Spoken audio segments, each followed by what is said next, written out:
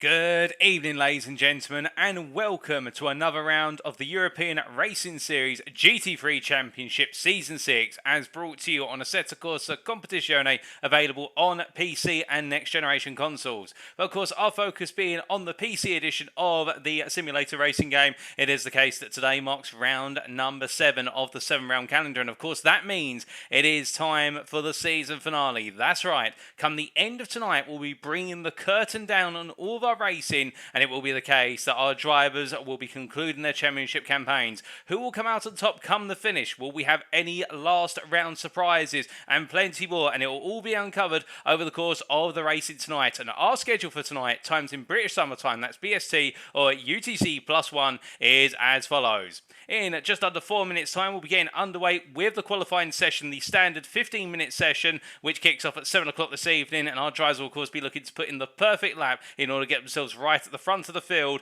before they go racing. And the race will immediately follow our single feature race for tonight at 7:15. And compared to the traditional 65-minute races that have made up the first 6 rounds of this season, today of course is the extended race of 90 minutes. It is the case we have an extra 25 minutes on the racing time, and that could add in some further complications for those drivers who may be able to push it for an entire hour, but perhaps not for a whole hour and a half. But we'll have to wait and see who prevails and who falls by the wayside.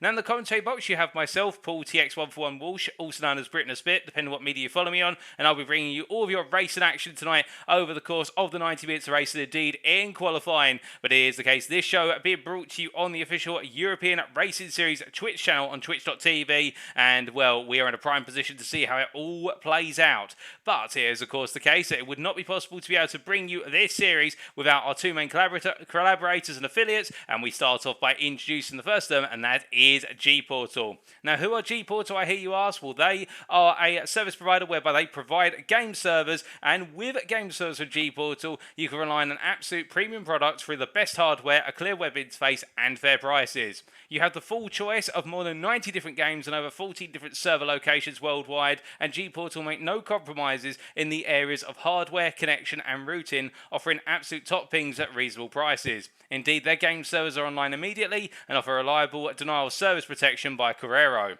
On top of that, no matter which game you choose, you can always switch to another game thanks to GPORTAL's Game Cloud principle. Depending on the game, you have up to 150 different setting options for your game server, and if you have any questions or technical problems, GPORTAL offer you comprehensive support via phone, ticket, forum, wiki, and email. And if you're interested in hosting your own game server today, then why not go to GPORTAL's official website, that's www.g-portal.com for further information. That web address again, www.g-portal.com. And indeed, we're very grateful here at European Racing Series to continue our partnership with GPORTAL, dated all the way back to the early seasons of this GT3 Championship, in the fact that we've been running our races on their servers, and well, we've had very few issues. And normally it's been by exception, not the norm, and it is the case. That is the power of GPORTAL, and do check them out if you're looking to host your own racing on specifically their servers today for further information.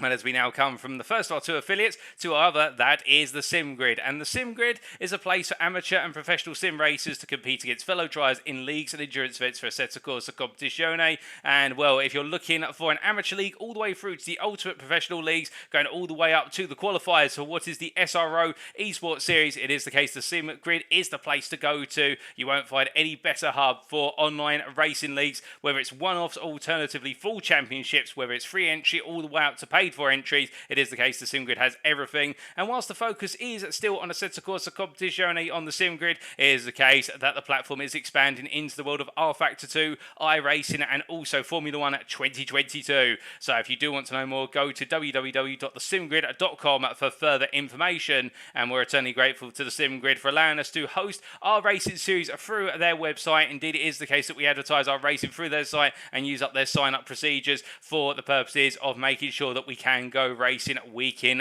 week out. But as we come from our affiliates, let's take a look at the calendar. Well, it is the case, of course, that after 6 rounds today, we're in round number 7 at the Nurburgring Grand Prix Strecke in Germany, and it is the 20th of July 2022. We have seen 6 rounds precede this, started all the way back at Kyalami on the 8th of June 2022. The time has flown, over 1.5 months is clear, and it is the case that last time out at Paul Ricard in France, we had plenty of drama with the aborted initial run of the race, and that was going to be a very dramatic one with the rain coming over fast. And then whilst the weather wasn't as dramatic in the restarted race, there was plenty of drama, early instance in the race, and indeed some last minute drama between drivers that really shook up the field. And it means that tonight, when we try to bring the curtain down, the championship is quite open still. It's not over yet, for as we look to our championship standings, we can see in the top 10 is Konstantin Soldatov, who leads going into tonight with an advantage of 16 points over Boris Galafurin, with both drivers' worst results discounted, what they've been one drop round. And it is the case that with double points up for grabs today, we could still see that Galafurin, alternatively Kumazuk or Pitchik in P4, they could all potentially win this championship. Of course, it is the case that for Kumazuk and also Pitchik, they really need Soldatov to drop massive points today if they do plan to win the championship. Meanwhile, Galafurin is, of course, the closest competitor to Soldatov, and if he's able to outrun Soldatov to take the win and Soldatov does not finish on the podium, then it could really upset the balance right at the curtain call. P5 there, Vasily Nufriev on 121 points, only one clear of Jonas Forks, and we're expecting Forks to come out fighting today after that third place finish at Paul Ricard last time out. We then have Mateusz Krasinski in P7 on 108 points, 2 clear of Martin Ulrich, with Ulrich continuing to gain ground and momentum, and then Mateusz Ketia and Lukas Virkov completed the top 10. And whilst we won't go all the way down to our 54th place driver, taking a look to the top 20, Lassie Grammer there, the best of the rest outside of the top 10 on 95 points, joint on 95 with Oliver Geher, and it is unfortunately the case that the Mosquito Racing driver will not be joining us tonight, as we've been informed. It is the case he's not been able to attend, so we do wish him well, but meanwhile we are hearing that Max Oliger, his teammate on 94 points, will be taken to the circuit, and he will need to do well if he wants to jump into that top 10, although he does have a 10-point advantage over Frederick Gutmann. And in P15 there's Maximilian Dezuk, and we have then Stefan Kraling, Nelson Abramhosa, Dean Vella, Fabrizio Campanella and Manuel Catalano completing the top 20. But as we look from the top 20 of our standings to our circuit for tonight, it is of course the Nurburgring Grand Prix circuit, located near the town of Nuremberg in Germany. This circuit is no stranger to most in the fact that it's been raced in multiple series, whether it be the official GT World Challenge Europe or Formula 1 in the past. This circuit has a little bit for everyone, whether it be the run through the Mercedes arena that kicks off with a very tight hairpin at the Yokohama S, the run down to the Dunlop Carrera hairpin at turn number 8, or the run through the Schumacher S chicane at turns 9 and 10, before the run down the back straight all the way up to the Vidal chicane, the fast chicane, and then the final corner at turn 16, which takes our drivers onto the start-finish line. This circuit map provides us by simracingwiki.com. And as we do come to our rules here, it's the same rules as the previous rounds. The only difference, of course, is you can see that under general, and we've already mentioned it, this round is worth double points. So it is the case that with double points up for grabs, it leaves things wide open in the championship standings, and we'll have to wait and see how it all prevails. But of course, outside of that, the same balance of performance as always, the 2021 base variant available in ACC.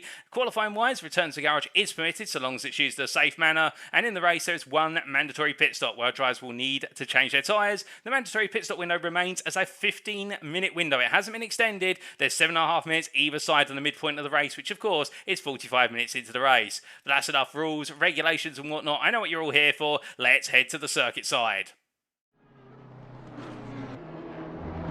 Well, as we do look trackside here, our drivers having made their way out already and now heading on around here in this qualifying session, and we're starting to get our first times coming in with only 18 drivers taken to the circuit. And in what is a bit of a surprise there, I cannot see Konstantin Soldatov there on the standings on the left-hand side on the timing tower, which if so, that really opens up the door here to Boris Galafurin, the Honda NSX Evo driver, should he have a good run tonight. Well, it is the case in the absence of his main championship rival. If he finishes in the top 5, I do believe he'll be guaranteed to take the championship, unless I'm very much mistaken. But right now, Galafurin's got an open goal, using the football terminology, and will he be able to bag it in the net? We'll have to wait and find out. But of course, it's one thing to say it's easy given the fact he hasn't got his rival here, but there's plenty of other drivers who will be nipping at the opportunity to want to get on that podium, if not take the overall win here today. And those drivers include, but are not limited to, the likes of what is Ole Pitchik, who will feel as though he was severely undermined at Paul Ricard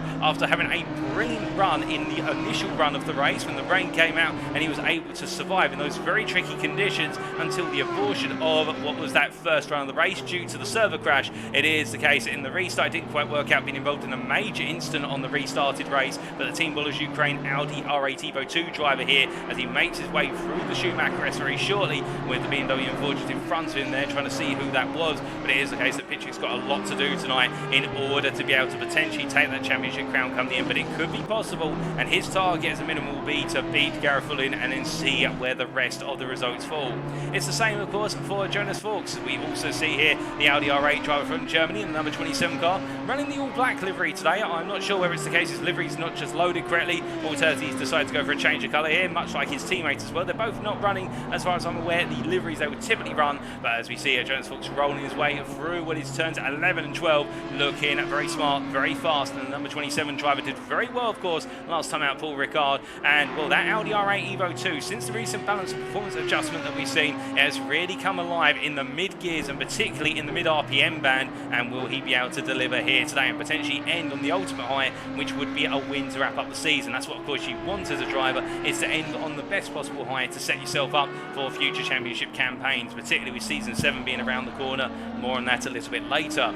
But as we do look here from Jonas Fuchs, let's not forget the likes of Max Oliger as well, the Mosquito Motorsport driver there in the BMW M4, that wonderful livery on the car, really bringing out the shape and form of the M4, and he makes his way around right now in P4 provisional, almost 9/10 off of the provisional pole lap of a 54.110 set by Oleg Pitchik. And it is the case here, Oliger really trying to push on and get himself into that top 3 if he can, if not onto that front row. But right now it is Vasi Grama, the BMW M4 we saw earlier when we were watching and waiting for Pitchik to make his way through the Schumacher S chicane. He's making his way right now as Vasi Grama down towards what is the Dunlop Kera hairpin at turn number 8, and the Romanian driver from the Digital Racing Squad really coming out in full force. He's 4/10 of that pole lap, but it may be the case that he's just taking a little bit of extra time to set the lap up and do well.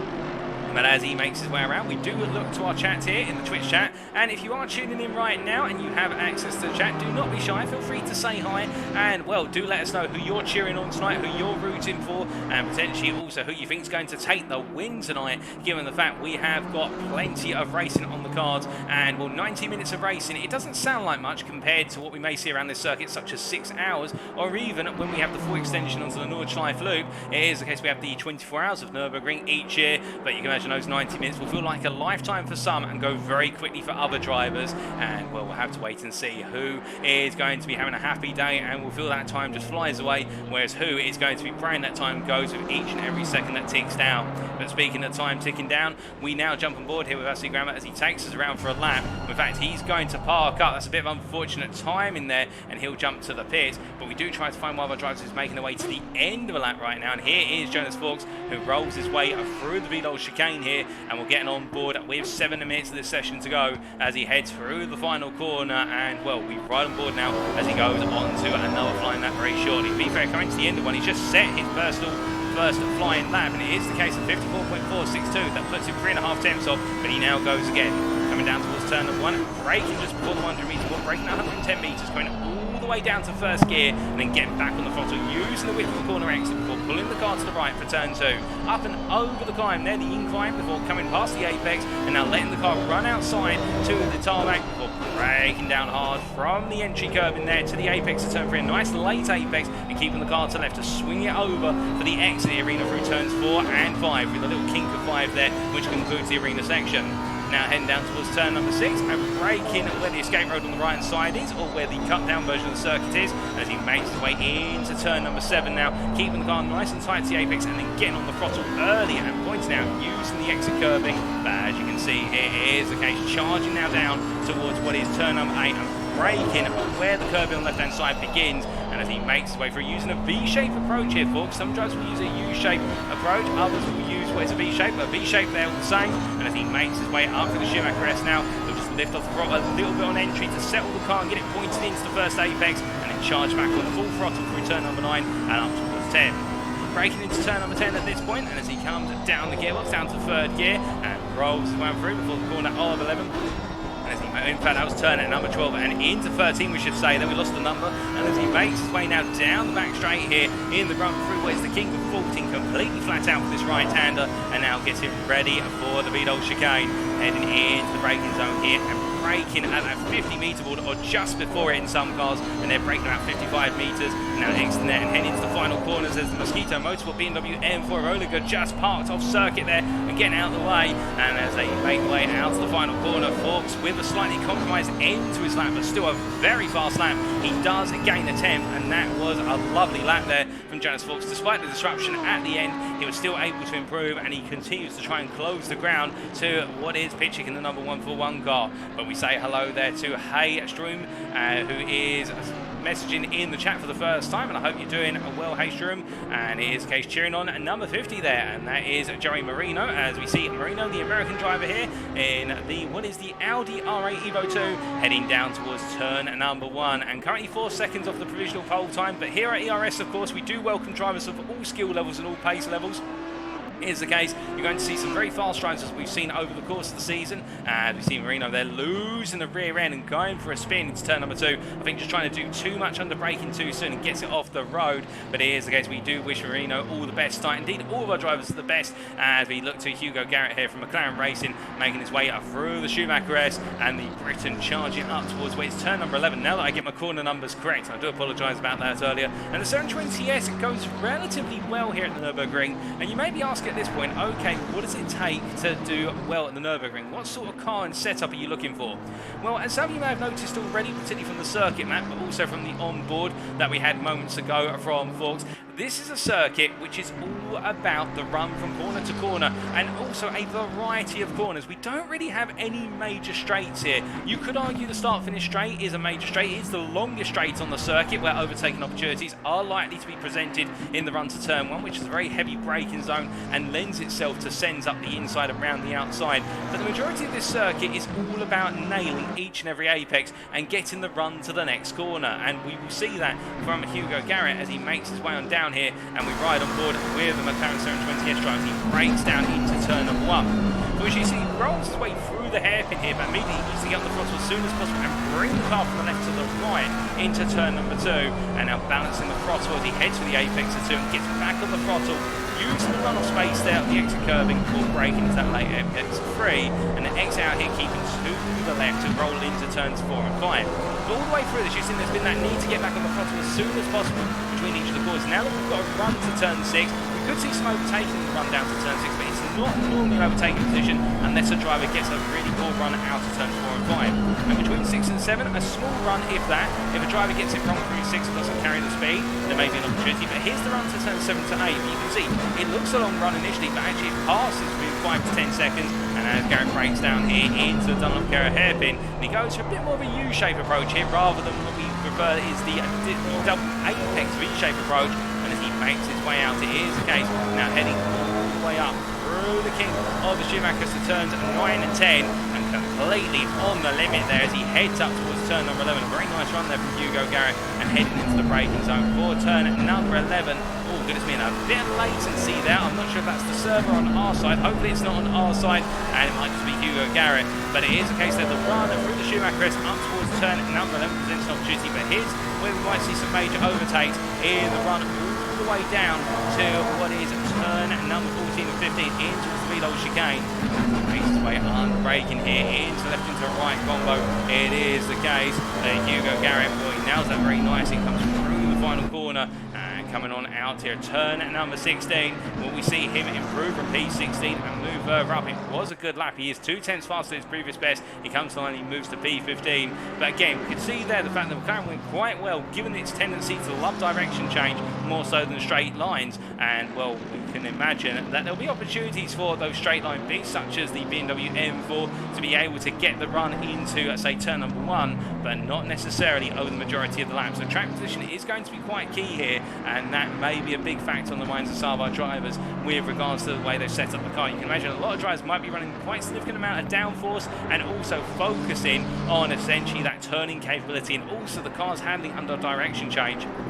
And of course, we do have here parked in the pit lane the Team Abbey Racing, Aston Martin Racing V8 Vantage GT3, and that is in the hands of Nelson Abramhosa. And remember, we did talk about what was Abramhosa last time out, in the fact that he was able to deliver in the race. But meanwhile, speaking of delivering in qualifying, that's a good note there, Fabinator, with regards to the difference between P1 and P2. It's only 7 thousandths right now, and it's Ola Pitchik who is on a faster lap. This is going to be his final flying lap of this session as he makes his way down towards Vidal's chicane here, and he's currently half a tenth up on his previous best. It's going to be a small margin. Jonas Fawkes, by comparison, is not improving on his current lap. He's just matching his previous best. Now can Pitchik nail it into the final corner? He's literally on the bubble with regards to his previous best time of 54.110, which he did right at the start. And as he exits out the final corner, it's looking to be an improvement. He crossed the line. It's an improvement by attempt to a 54.012. What about Jonas Fawkes? Meanwhile, will Fawkes be able to strike back as the German makes his way all the way out towards Vidal here and heads on through in the rather cloudy conditions, and as he makes his way into the braking zone, I can tell you right now he's not improving. If he's going to improve, it'll be in 3 corners and rolling his way through turn number 15. They're getting caught on the apex of 15 and heading into the final corner. Still no improvement on the board. He exits on out here. I don't think it's going to be a major improvement. We will find out as he comes to the line, and it is not an improvement for Jonas Fawkes. He will go P2 in the end. What about Lucas Virkov? Meanwhile, one of our very last drives out on circuit with an Audi that's actually got quite a bit of damage to the front there by looks of things on the front bumper, and we see the BMW behind and the BMW M4 of a Nash, I do believe that was. And as he heads on through, where it's going to be Pitchik on pole by looks of things, unless Virkov can suddenly find a miracle amount of time in the last couple of corners here. He's currently not improving from his previous best of 54 I should say, 54.695. And as he heads on through here, the Vondair Racing driver, head up towards the final corner, and that timer has continued to tick down in terms of the overtime where drivers are allowed to finish their final lap. And Svikov not looking to be improving, and Nash meanwhile is improving behind him. And as Svikov comes to the line, it is no change. What about Nash by comparison? He is P9 at the moment. He crosses that timeline and he stays P9. He lost it all coming out of the final corner, and that is qualifying complete, ladies and gentlemen. It is Ola Pitchik who takes pole position in the season finale here at the Nurburgring by 1/10 ahead of Jonas Fawkes. It was close, but in the end, Pitchik has once again found his way to the front of the field, and now will he be able to deliver from the front in the run to turn 1 and for 90 minutes. But a brilliant qualifying session. Unfortunately, only 18 drivers taken to the circuit today, but again, whilst we may not have the quantity here, we definitely have the quality coming out in class. But Pitchik right now, I think, will be thinking to himself, this has worked out very nicely. Jonas Fawkes P2, as we say, and Boris Garifulin in the end, knowing that he only needs to finish close to Pitchik in order to be able to take that championship crown. As long as he finishes inside the top 3, with Soldatov being absent, it is the case that Boris Garifulin right now, I think, will be very happy with that P3, and with a 3.5 second of advantage ahead of Asi Grammer in P4. Well, I think Garifulin, if he can hold on to that P3 come the exit of the Mercedes Arena, turns 1 to 4, then he will feel very safe. But let's take you through that qualifying order and indeed the grid, ladies and gentlemen. As we do get ready to take you down from pole all the way down the grid, we do look to the front here, and it is the case. Lining up on pole for the season finale, Ola Pitchik from Ukraine in the Team Bullish Ukraine Audi R8 Evo 2, and he is joined on the front row by Jonas Fawkes in the Audi R8 as well. The German driver here in the number 27 car, P3 last time out, Paul Ricard. Can he now potentially make it a win or at least a P2 conversion? Behind them on row number 2, Boris Garifulin, second in the championship and potentially the candidate for the championship win tonight in the absence of Soldatov, our championship leader. The Russian driver in the number 118 car will look to try and keep as close as possible to Pitchik on the opening laps and beat him to the finish line. And he is joined on what is the second row by Vasily Grammer from Digital Racing Squad, the Romanian driver here, going strong on the BMW M4. Can he get into the podium? On row number 3, Lucas Virkov in the Audi R8 from Vondair Racing, the German driver being joined by Stefan Kraling in the Porsche 911 Mark II, and it is the case the Mosquito Motorsport driver from Germany. After what was a brilliant recovery drive at Paul Ricard after a difficult start, he's qualified very well. Can he convert this into a potential top 5? Max Odegaard starts off our full throw for Mosquito Motorsport, just behind his teammate in the number 11 BMW M4, and the German driver is joined on the full throw by Oprah Veres, the ERS Scuderia Rolu driver. In fact, it's the Scuderia Rolau car, I should say, racing the ERS series, and the remaining driver in the BMW M4. Very nice livery, I must say, really stands out there, and he will be looking to end his season on a high. And on row at number 5 behind Alex and Ash from PG Motors, the BMW M4 driver from Romania being joined by Andrei Siokan, and the M4 driver from Digital Racing Squad from Romania will be looking to make amends for what was a difficult day at Paul Ricard last week. Behind them, starting outside the top 10, but kicking off row number 6, Stefan Hildebrand, the VRL performance driver from Germany in the Lamborghini Huracan Evo, and he is joined by Nelson Abramhosa in the Team Abbey Racing Aston Martin Racing V8 Vantage. These two cars, very strong race cars by comparison with their qualifying pace, and two very strong race drivers. Watch out for them.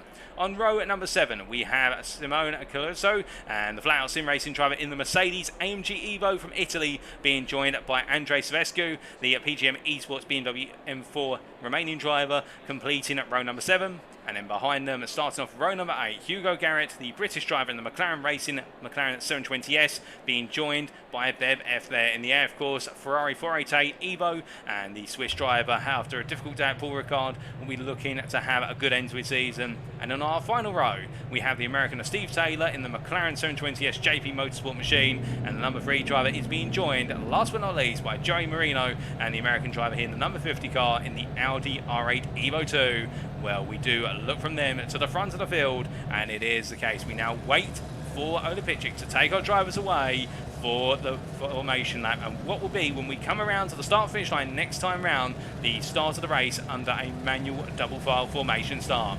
But as Pitchik gets the field away here, it is the case, and our drone camera follows him briefly as we now look down towards turn number 1. Pitchik will know that he needs to nail this race start, because Jonas Vaux and Boris Garifulin behind him are two drivers who are known for their ability to get very strong starts. Garifulin, we saw last time at Paul Ricard, it didn't matter whether it was the first start or the second start, he did come up quite rapidly, and as they make their way into the Mercedes arena in the slowest possible trim, it should be said, when they come around here next time, they'll be going full flat out where they can. It is the case that Garifulin knows all he needs to do is finish in the top 3 behind Ole Pitcher. He doesn't need to win, but of course he would love to wrap up the season with a win, there's no doubt about that.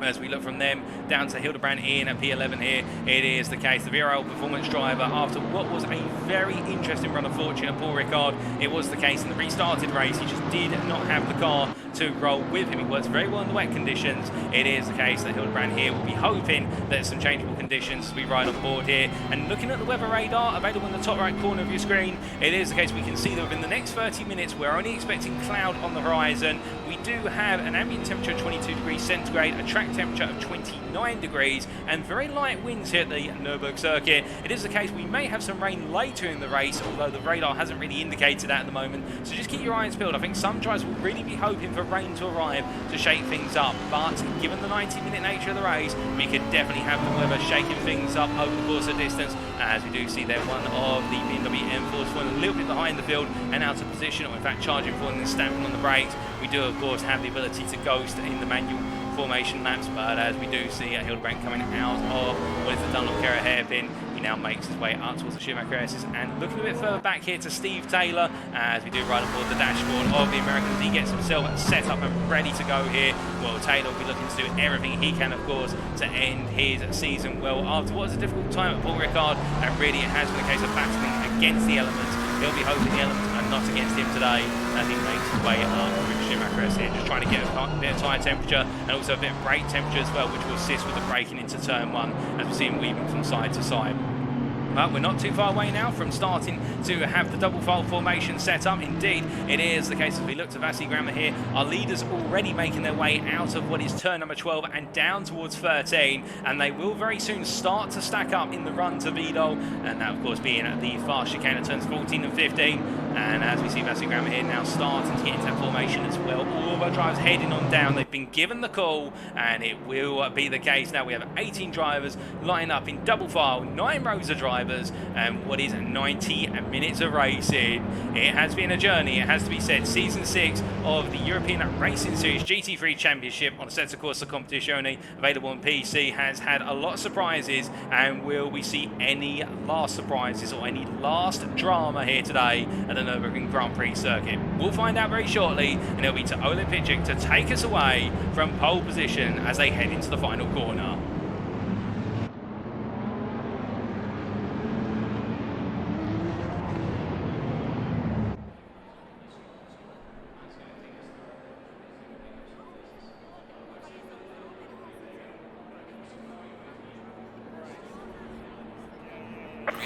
It's lights down, away we go for the season finale here as Ole Pitchik tries to get a good start versus Forks, but Forks gets the better launch of the two of them, and as they make the way side by side down towards turn number 1 here, who will come out on top of the two? Well, Pitchik's going to go defensive, but look there behind, Max Oliger trying to go up the inside of all of our drivers, but it is the case, he finds himself on a very slow line here, coming out of turn number 1, and meanwhile as they make the way on through, he's now got up his inside, that's off ERS as they roll their way on through, and Stephen Kraling by comparison here, holding on to that P5, defending versus Svirkov as they head their way into turn number 3. A bit further back there, we've got Abram Hosa up the inside of what is Hildebrand as they roll their way through turns 3 and into 4. Still double file some of these drivers. We've got Bebev going a bit wide there, coming out of the final part of Mercedes Arena. But meanwhile, we look back up to Kraling here and he battles side by side with what was there briefly Svirkov down into turn number 5, but he holds on to P5 in the end. There's been some battles already on the opening 4 corners, but no instance as such. Everybody's made it through unscathed in terms of contact, but it is Ole Pitchik who leads as they make the way into the Dunlop Kera hairpin for the first time of asking, and as they come charging on through here, it is the situation where I think Pitchik will be glad that whilst Forks got the better run of the two of them as they now make the way into the Schumacher chicane,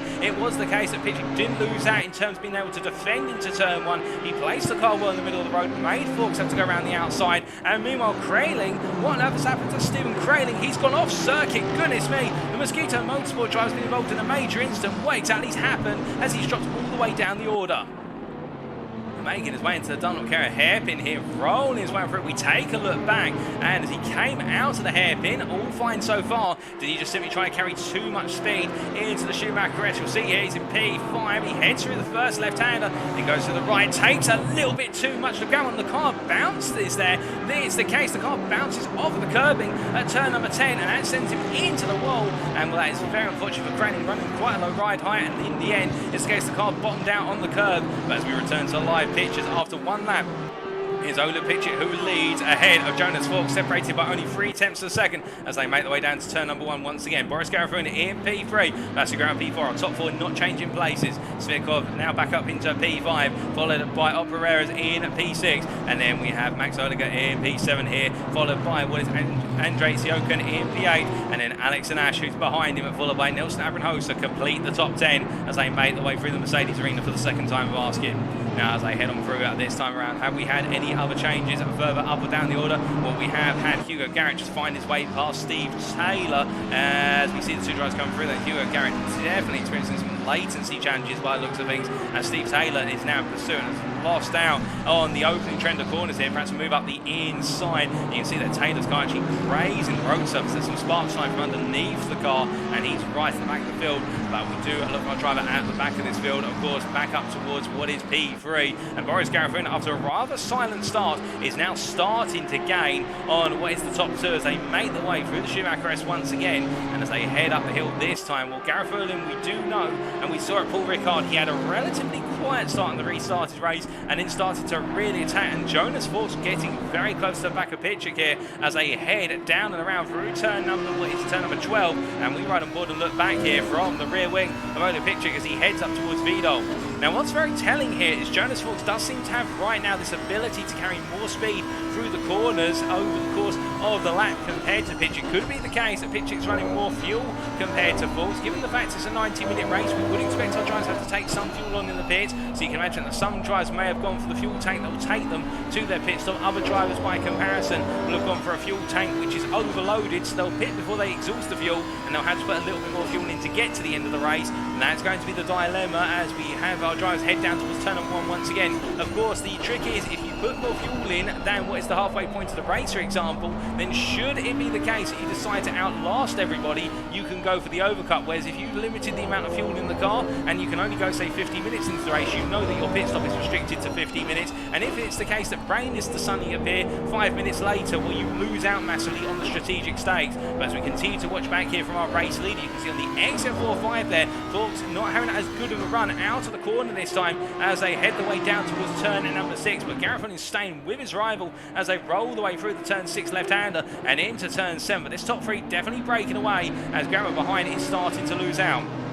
But meanwhile, speaking of a driver who's not losing out here, Max Oliger, the Mosquito Motorsport driver, going hunting after errors, and as they roll the way down and around through turn number 7 and up towards 8, it does seem as though Oliger's really starting to put that pressure on. He takes a peek to the inside, but there's no way he's going to lunge from that far back.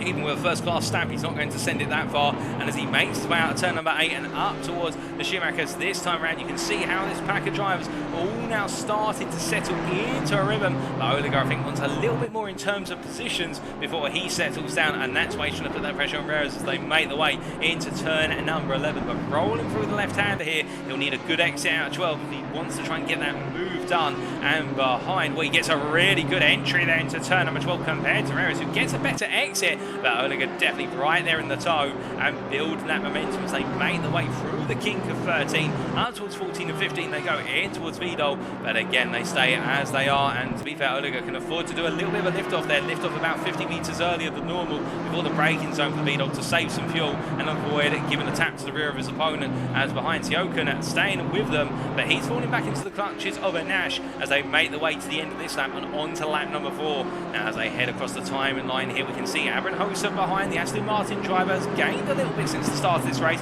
Of course, being promoted from what was the 6th row of the grid up to what is P10 now. He started P12, and Aaron Hoser moving on through the order, and I think just trying to keep his head down here and deliver those laps. And that's the one thing the Aston Martin's very good at. It is the car that's strong in its tyres and strong on its fuel, relatively so, but of course it does suffer from one lap pace. It's one of the weakest in terms of 1 lap pace and the current balance of performance, and that's what Aaron Hoser will be feeling the pinch of as he gets very close to the back of an Ash there. And Ash, in fact, just simply not carrying any momentum out the corner as we see going a bit wide. That's Caruso, who's down in P14, running wide out of turns 14 and 15. I think that will be considered no time gain to the track limits, but he's got to be careful there. If he runs too wide too quickly, he will be starting to trigger the automated shielding system.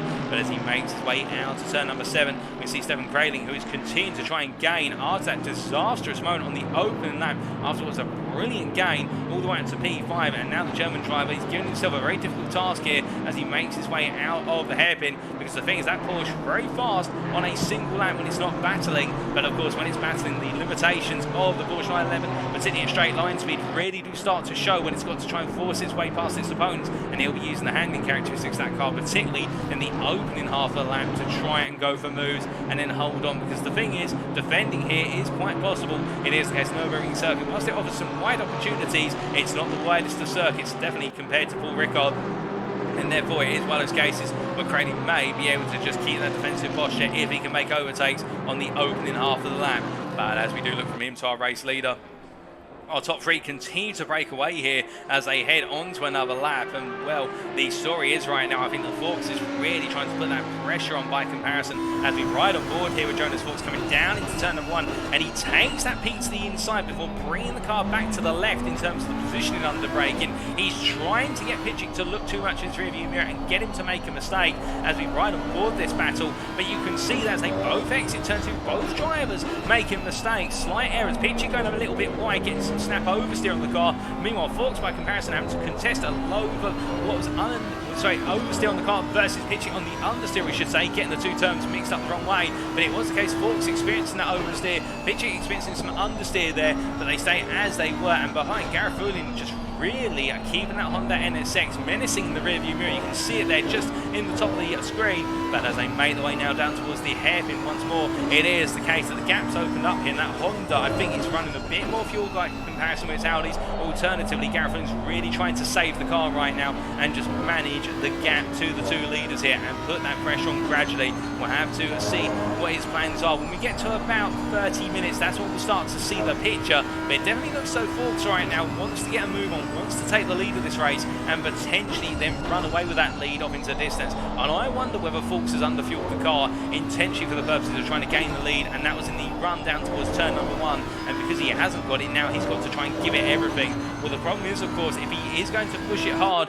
the Audi R8 does have quite a high rate of tyre degradation, or where, if we simplify it there, compared to some of its peers, and it is the case that our Audi drivers have to be careful, because once those tyres start to wear down, they do become quite tricky, particularly when they're just beyond their prime. They start to enter a phase where the tyre does not provide as much grip, particularly on those rear tyres, which have to do a lot of the work, of course, whether it be in a mid-engine rear-wheel drive car, all the engine power being deployed through the rear wheels and the weight of the car being located more towards the rear, and more of the weight distribution being pushed onto those rear tyres. But right now, Fawkes won't be thinking about any of that, all the technical considerations. He'll be thinking about how can he get past pitching, as meanwhile in P4, and really the best of the rest right now, breaking away from P5 driver Svirkov, is Vasi Grammer here, the Digital Racing Squad driver, getting things done right now and incrementing that gap open little by little as he rolls his way out of turn at number 2 and down towards 3, but runs a bit wide there. I think that's just within the track limits, to be fair. Kept 2 wheels on the curbing. Normally it's the white lines, but every so often it is the curbing which acts as the track limit boundary.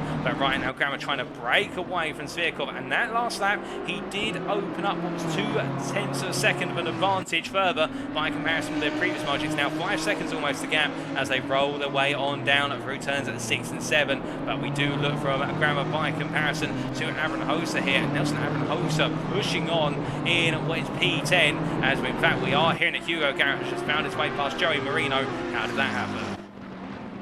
Well, this was only moments ago in the run down towards turn number 1, and well, Marino ahead in the orange black Audi R8. And we see here Marino goes a bit deep into 2. He's going to have poor run to 3, and does Garrett just decide to go up the inside? He does at the very last moment send it to the inside, which to be fair you can do. And Marino, I think at that point he saw it was coming and decided to leave the door open for the simple reason that he'd lost the momentum, and to battle it there he'd only end up losing out to Hildebrand and company, who are a little bit further up the road. So I don't think he wanted to lose out in terms of that time, but already Joe Marino falling back a little bit here. And I think it may be the case of number 50 driver focusing on the long game rather than the short-term game as he makes his way through turn at number 11. But we've got a 5-second penalty for Andrei Savescu by looks of things. In fact, 10 seconds, and what I believe, and also a 5-second penalty for Bebev.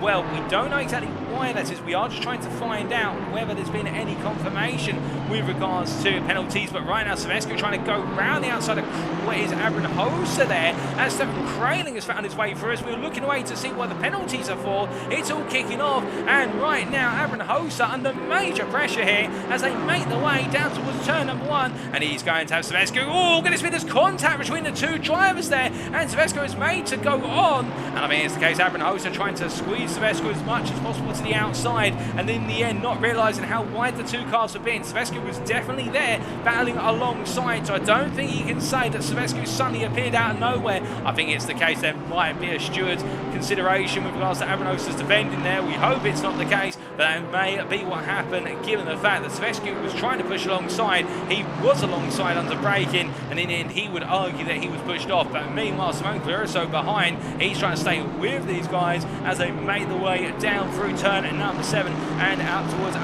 And as they head on through here, I should say Simeon, not Simone, my apologies, it is the case that they head down towards turn number 8 and into the braking zone for the hairpin, and they stay as they were now. But we have also got a 5-second penalty to Bebev, and we don't know exactly why, but I would say it may have something to do with Stefan Hildebrand potentially, given the fact that the Lamborghini driver has dropped a long way down the order, and I think he has been involved in some contact recently, potentially with the 2. But again, we're only estimating or guessing. We can't exactly say for certain, but what we can say for certain is that we do have Lara Schmidt 1325 in the Twitch chat right now, cheering on both Jonas Fawkes and also the number 23 driver of what is Lucas Virkov. And we do look to Jonas Fawkes here, and then what is the second place driver still in that hot pursuit of pitching as they head down towards turn number 1. Now the problem here, of course, is that pitching every lap seems to be holding that advantage enough. And again, we reckon that Fawkes may be running less fuel in the car to try and get into the lead and then break away. But it would seem as though Pitchick's got an answer for everything, although Jonas Fawkes has set the fastest lap of this race, which is a 54.677. So that gives you a flavour of Fawkes really trying to push on here and gain that advantage. as he stays where he is for the time being. We do look to Lucas Vehicle, the number 23 driver from Vendée Racing, and we can see right now it is the case only with a half-second advantage to a P6 driver, ERS, and really that gap has come down a little bit over the last couple of laps, although it has stabilised at half a second, and I think it is the case that ERS has started to find a bit of momentum as we reach the end of the first 15 minutes of this race in due order, and as they head down into turn number 6, Svirkov definitely right now, whilst he's under that pressure, not showing any signs of panic, and behind ERS we've also got Olega there, the Mosquito Motorsport driver, and the thing that Svirkov could try to do here is try to back up ERS into Olega. We do know that Olega has a lot of attacking tenacity. He does love to go for those moves. Indeed, the Mosquito Motorsport drivers, some of the best in this series in the season in terms of battling for positions and going for overtakes, but Svirkov here tries to hold on to that P5, gets a good run there through the Schumacher S by comparison with ERS, who falls back a little bit after closing on initial entry. Now they head up towards turn number 11 once again. These guys very equal in their approaches as they now head on to the final quarter of the lap. But a bit further back we also see that Siokan has fallen backwards quite a bit in P8. 2.67 seconds is the gap. But we do continue to watch here, and now we look to Max Olega, who follows the two in front of him as they make their way in to the Vidal chicane once again. As they head into the chicane this time around, again, all of our drives right on the limit. Indeed, this chicane is such a tricky one, in the fact that it's really a light braking zone followed by a sweep where you've got to carry that momentum. But speaking of carrying momentum, it looks like Savescu here tucked in very close behind Abranhosa as we do ride on board the dashboard of Savescu, and he's trying to get past Abranhosa right now, particularly with that 10-second time penalty which he'll have to serve in the pits, or come the end of the race will be added to his race time. And what we mean by serving the pits is you have to sit stationary in the pits for 10 seconds before the pit crew can work on the car. It is the case of PGM Esports driver at the moment. He's got a lot more momentum compared to Abranhosa, who goes deep into turn 1, but the Aston Martin driver brings it back into the middle row just in time for turn number 2.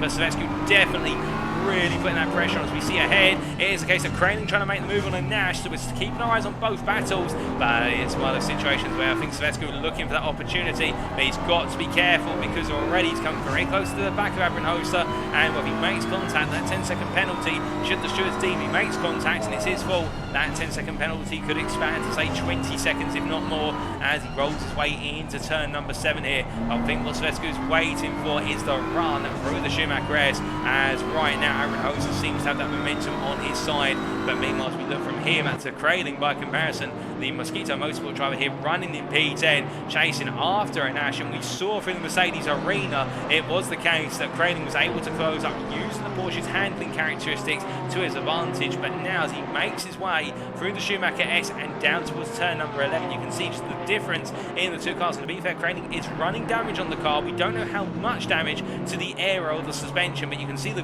bruises on the car after that whack to the wall coming through the Schumacher S on the opening lap, and therefore Craling could be finding himself losing some extra speed that he can carry down the straights and through the corners, and that may be making his job even harder than it even had to be as he heads down to the braking zone here for Vidal, but he can't find his way through once again. But speaking of drivers trying to find the way through, we do look to Max Olega here, who in P7 is really closing to the back of ERS as they head to that timeline onto another lap. But hold up a second, what's happened to Nash? He's into the wall there just on the pit entry.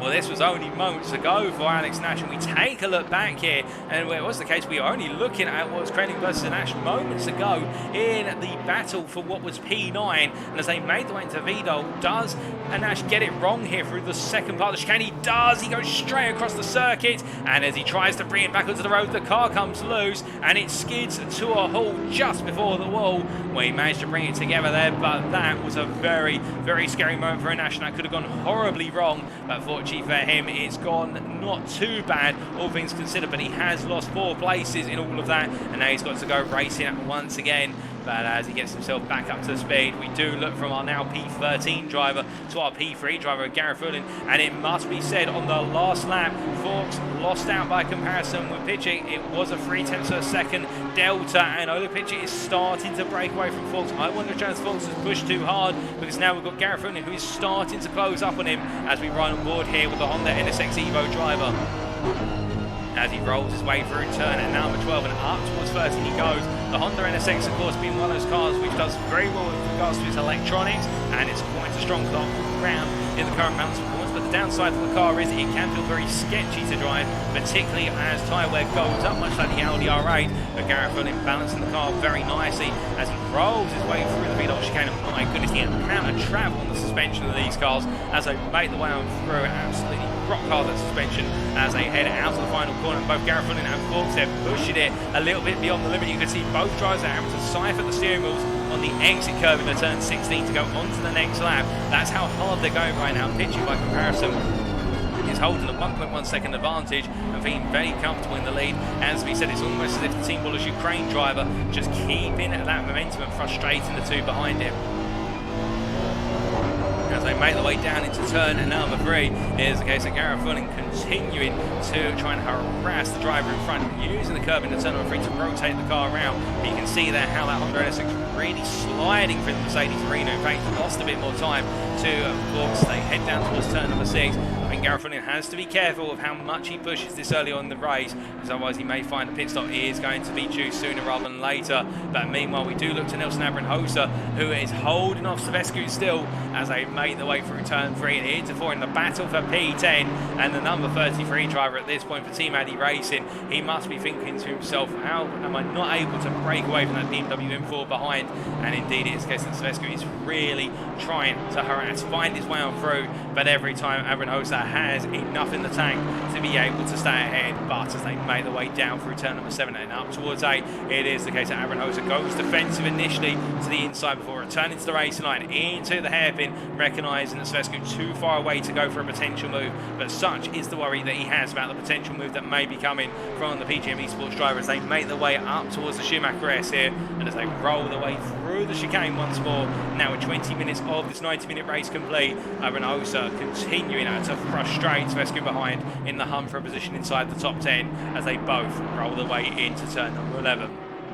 As we look from them to Pereira's here, it is the case the P6 driver still holding on to that position through Scuderia Rolo versus what is Oliga behind the Mosquito Motorsport driver. Both of them, of course, in the BMW M4 2022 machine, or indeed 2021-2022, with the prototype being in 2021. It is the case that Rare is pushing on around, and as they head towards that timeline here, we can see that Rare is really just gunning it down the straight, the start-finish straight, but in return, Oliga not too far back, but by comparison, Siokan there, well, I think that might have been a little bit of latency from what we could see, but the remaining going on to the grass, so it looked like he appeared to go onto the grass. I don't think he did in actuality. That was a little bit of an odd one as they make their way through the Mercedes arena, and Stephen Crane not too far behind as they head into turn 2 and down towards turn number 3.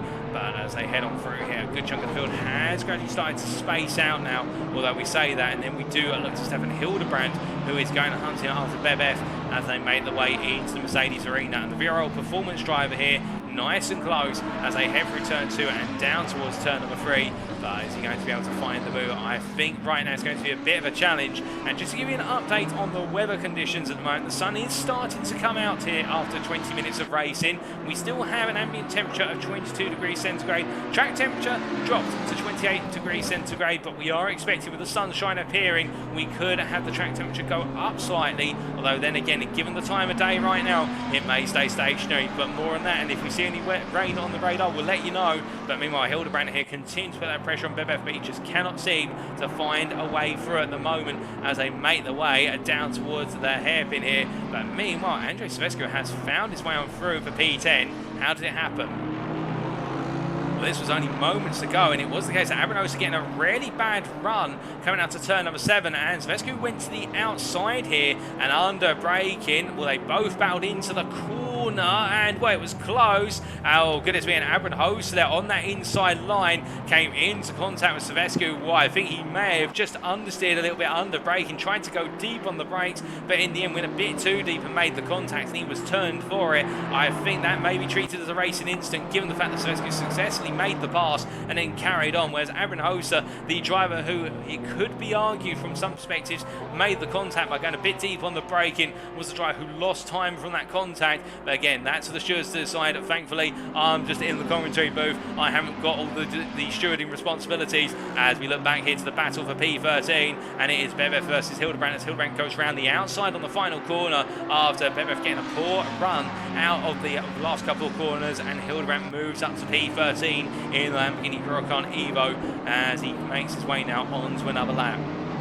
But as they roll their way through the opening corner and into turn number 2, it is the case that Hildebrandt's next target will be an Ash, who is 4.2 seconds up the road, and Hildebrandt will know he's got a way to go. As we're hearing, it is the case that Simone Caruso into the pits at the moment, and well, I think he might be having a scheduled stop, or if he's not having a scheduled stop, then something's gone very wrong, but he's definitely in the pit lane at the moment. And what's happening for Caruso? In fact, we have heard our first retirement from the race, and it is Simeone Caruso who has come on in and retired the car. So we now have 17 drivers remaining, and that is Steve Taylor, who is the last of our drivers at this point in the race. But meanwhile, we look from towards the back of the field towards the front of the field instead, and here is Ole Pitcher, who continues to lead after leading from the start and from pole position. It is the case he now has Jonas Forks closing up once more. Now, as they make their way out of the final quarter and down towards another lap, Jonas Forks pushing on here, and the gap between the two of them contracting by 4 tenths on that last lap. But to be fair, the Team Bullers Ukraine driver having some space. 1.1 seconds when we last looked at that gap, and it's now down to half a second. You can imagine that Pitchip will be using that space he affords himself every so often just to calm down, to relax the car a little bit, take some of the stress out. He'll lose that gap, but at the same time, I think he's able to manage that gap very nicely by comparison with his rival, who's really trying to put the pressure on, but we'll have to wait and see.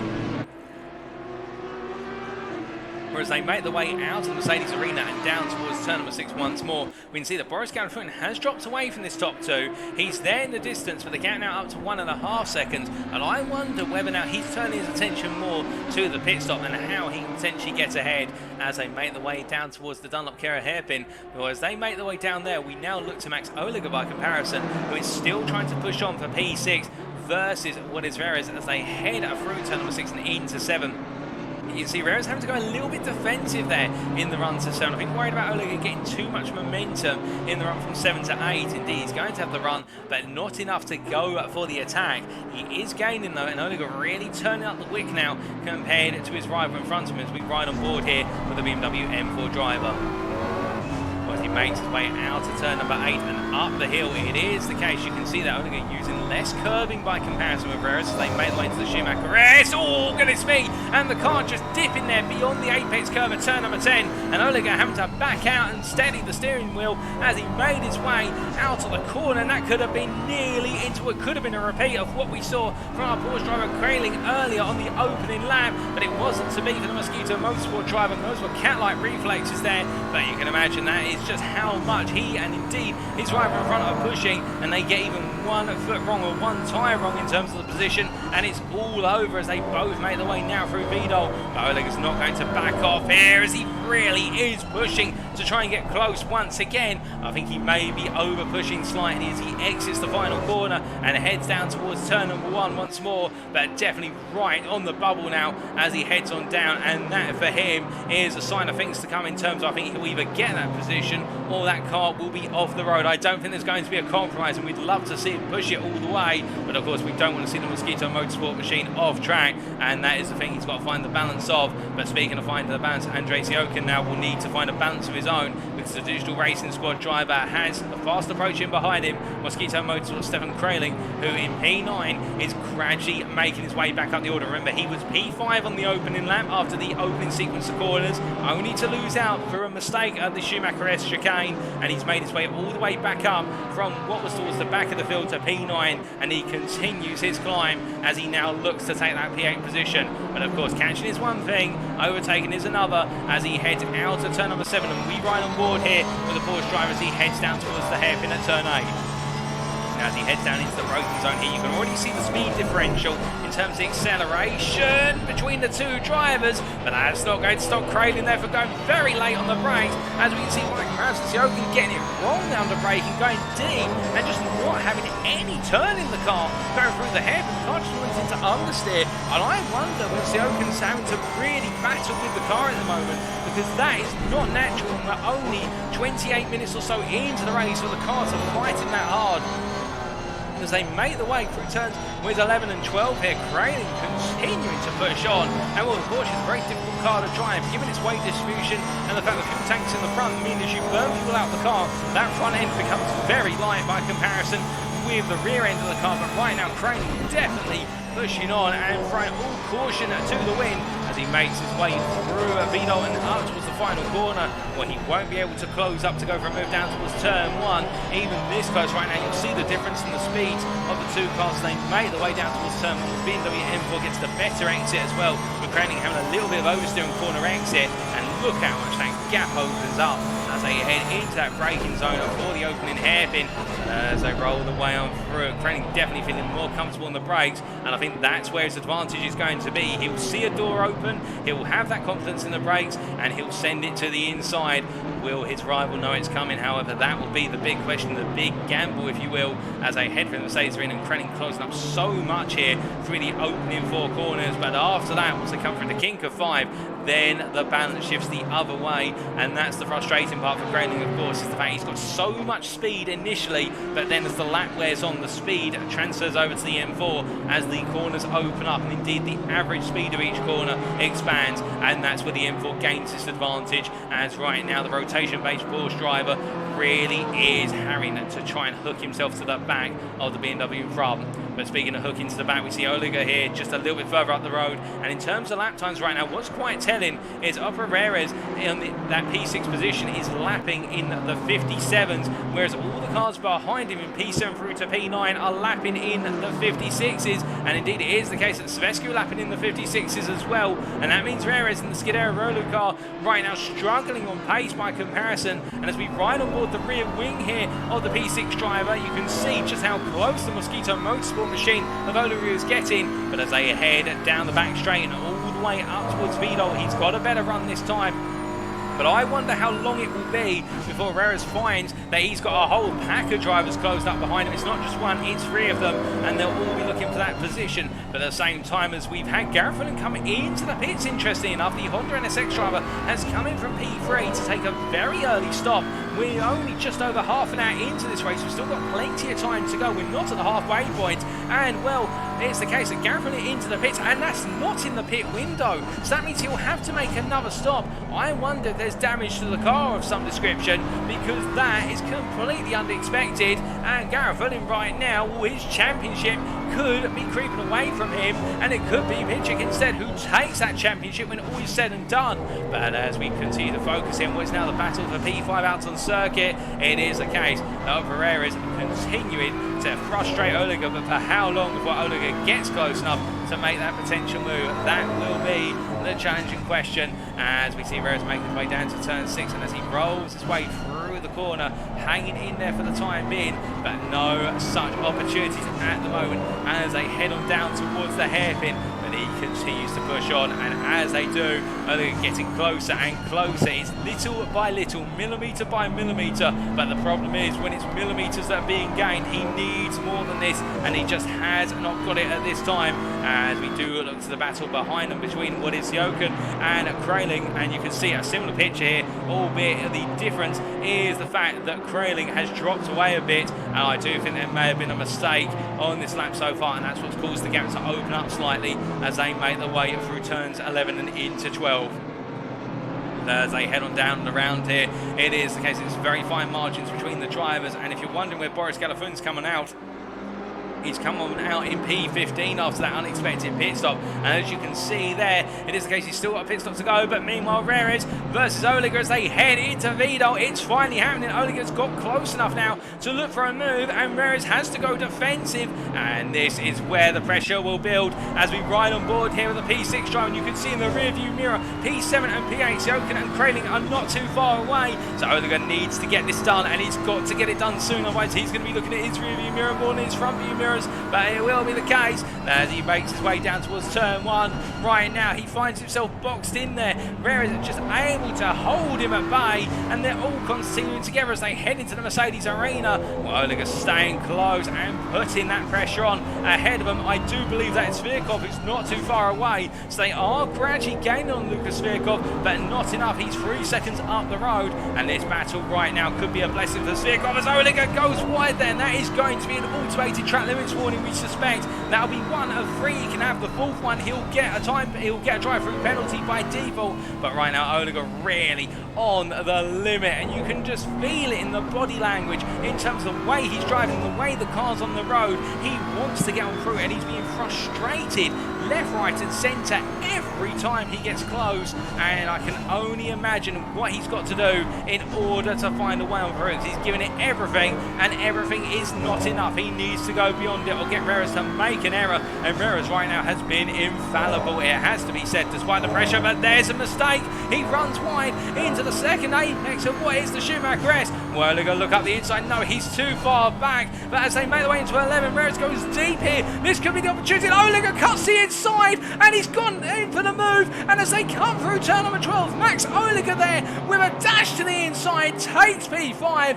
My goodness, now that was a reaction and a half as he makes his way now down the back straight. Will we see a response from Reyes? I don't think we will, and that is the position finally gained. He needed multiple errors from Reyes to do it, and also a bit of cunning to cut to the inside, but Oliger definitely showing why the Mosquito stings and why he's part of Mosquito Motorsport as he makes his way out of the final corner and onto another lap. 55 minutes to go. This battle's still only heating up, but I think that might be a critical move for later on in the race, as meanwhile Andrzej Sioken now finds himself between a rock and a hard place. The rock, of course, being Reyes in front of him. The hard place is the Porsche 911 of Kraling behind. But as they make the way into the Mercedes arena this time, you can see Stefan Kraling thinking, well, if it's the case that Max is able to do it for P5, then I can do it for P7 surely. And he's going to look up the inside, but he's just not close enough. He needs about half a tenth more of closure, and he can consider making the lunge, but he's not there at the moment as they make the way out of what is turns 4 and 5 and head down towards 6. Sioken gets a better run down towards 6 versus Reyes here, but as they head on through, you can already see that Oliger is gradually opening up that gap by comparison as they head through 7, and Kraling here all over the back of his rival as they head out to turn number 7. But now the story turns, of course, in the fact that we start to see the Porsche needs to stay as close as possible over the course of the next 4 corners to be able to have a run onto the next lap for the potential move, whereas those BMWs just are able to sort off into the distance, and that is the problem that Kraling faces as they head through the Schumacher S once more. They head up the hill towards turn number 11, and Kraling has to wait and watch,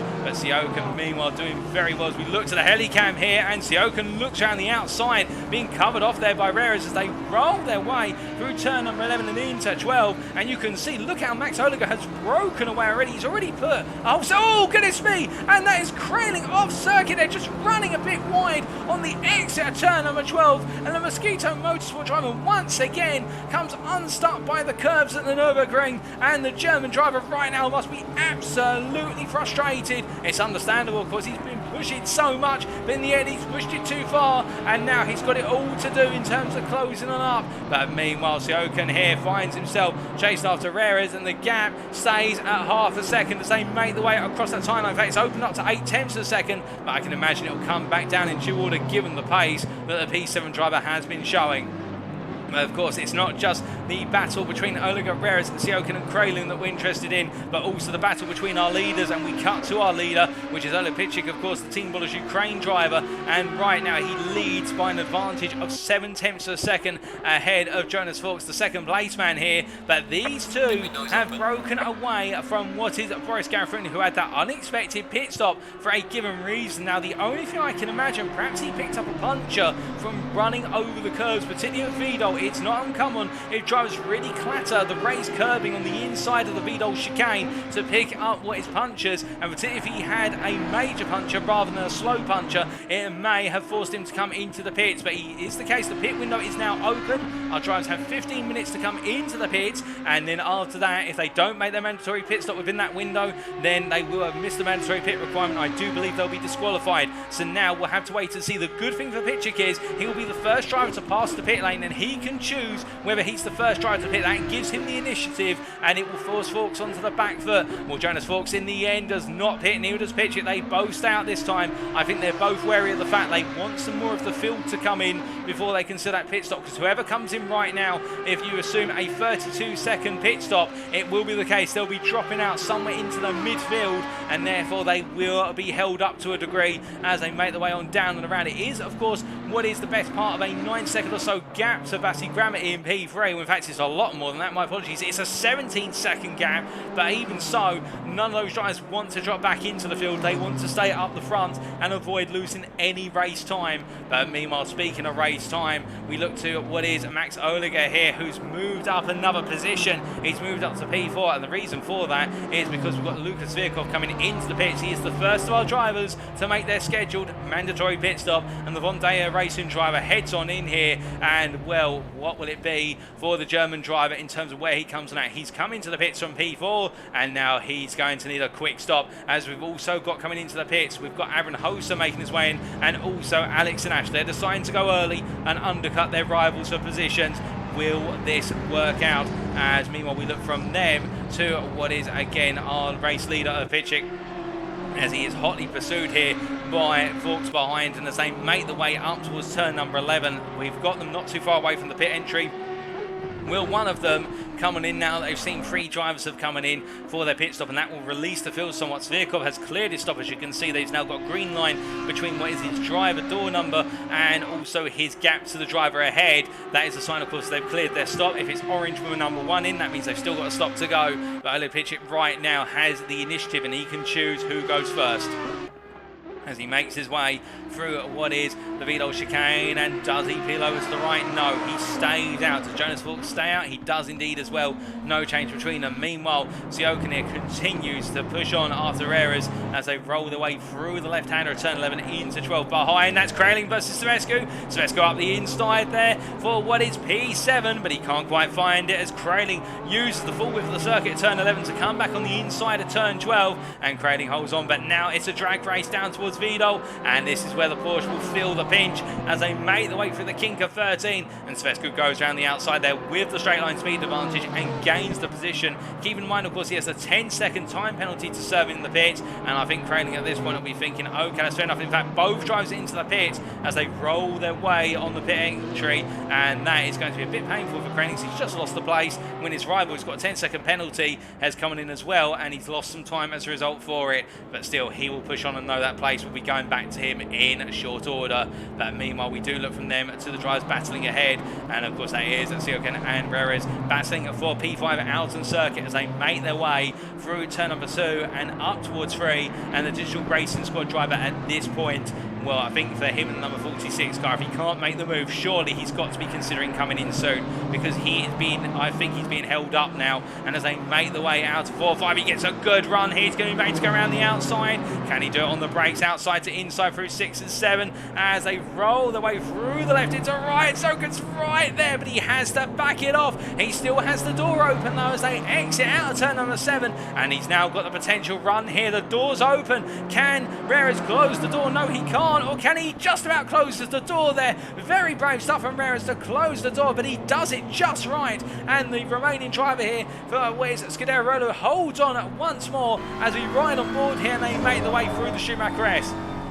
Now, I don't know if this is the defensive drive of the season. I don't know what is, as right now Perez is showing his defensive masterclass versus Siokin in the fact that even when Siokin had himself fully alongside, he's been able to stay on as they now make their way through turns 11 and 12. And we quickly say thank you in the Twitch chat to Matthias Weber37 for following the Twitch channel. If you are tuned in today and you're not following, be sure to follow. We have plenty of series week in, week out here at the European Racing Series, and you won't want to miss any of them because they're always intense as this, if not even more intense. And right now, Rare is holding on for position, but of course, all the battling he does here, maybe costing him time as into the bits comes Siokin, and we were saying that Siokin's got to come in soon because he's losing time, and it's almost as if we've got him dead on the door there with regards to prediction. He's come on in, and I think decided enough's enough, as also into the pits, Ole Pitchik from the lead of this race, which means that Jonas Fox now goes on to lead at least a lap here at the Nurburgring Grand Prix circuit. And well, what can the German driver do in the 27 car? He's got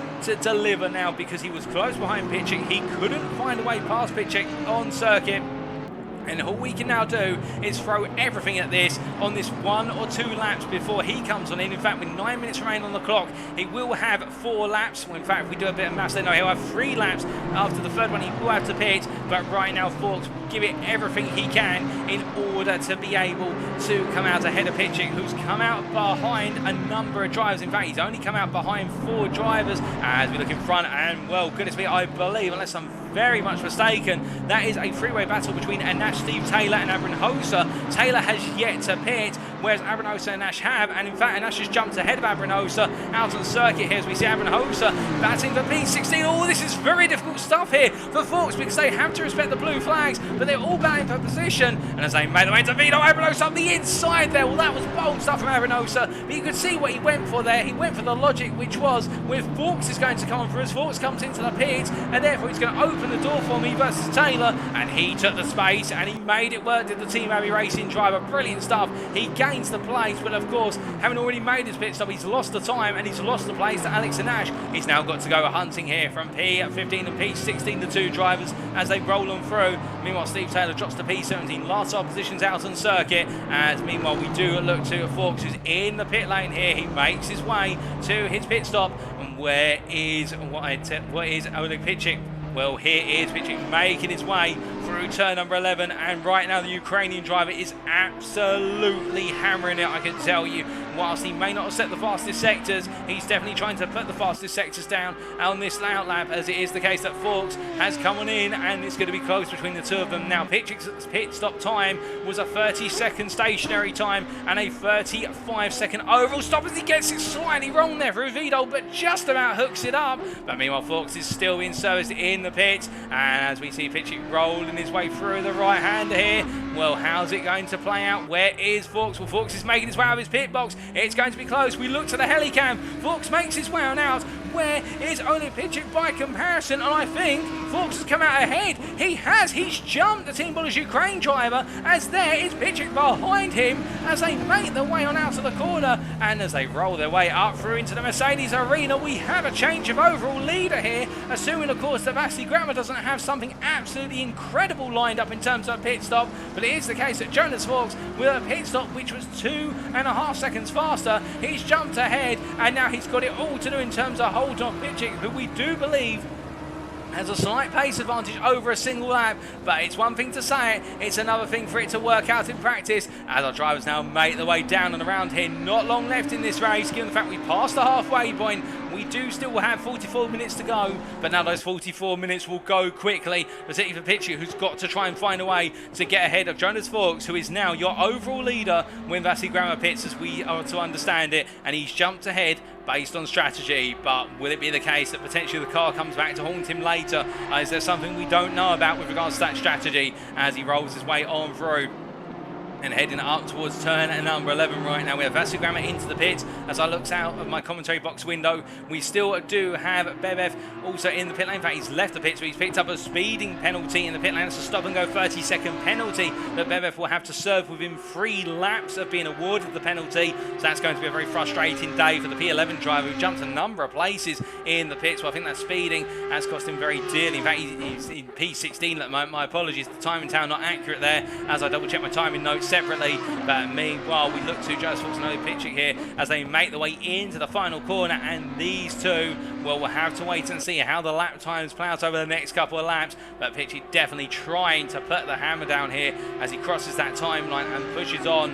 But as they make their way down towards turn number 1 with Vasily Grammer in the pit still being serviced. Where's Boris Galifian? Where he comes across the timeline. But the problem is for the Russian of Boris Galifian, he took a pit stop outside of the pit window. He's got another stop he has to make. And well, for the Russian driver here, what was looking to be a certainty with regards to taking that championship crown, it may not be as certain.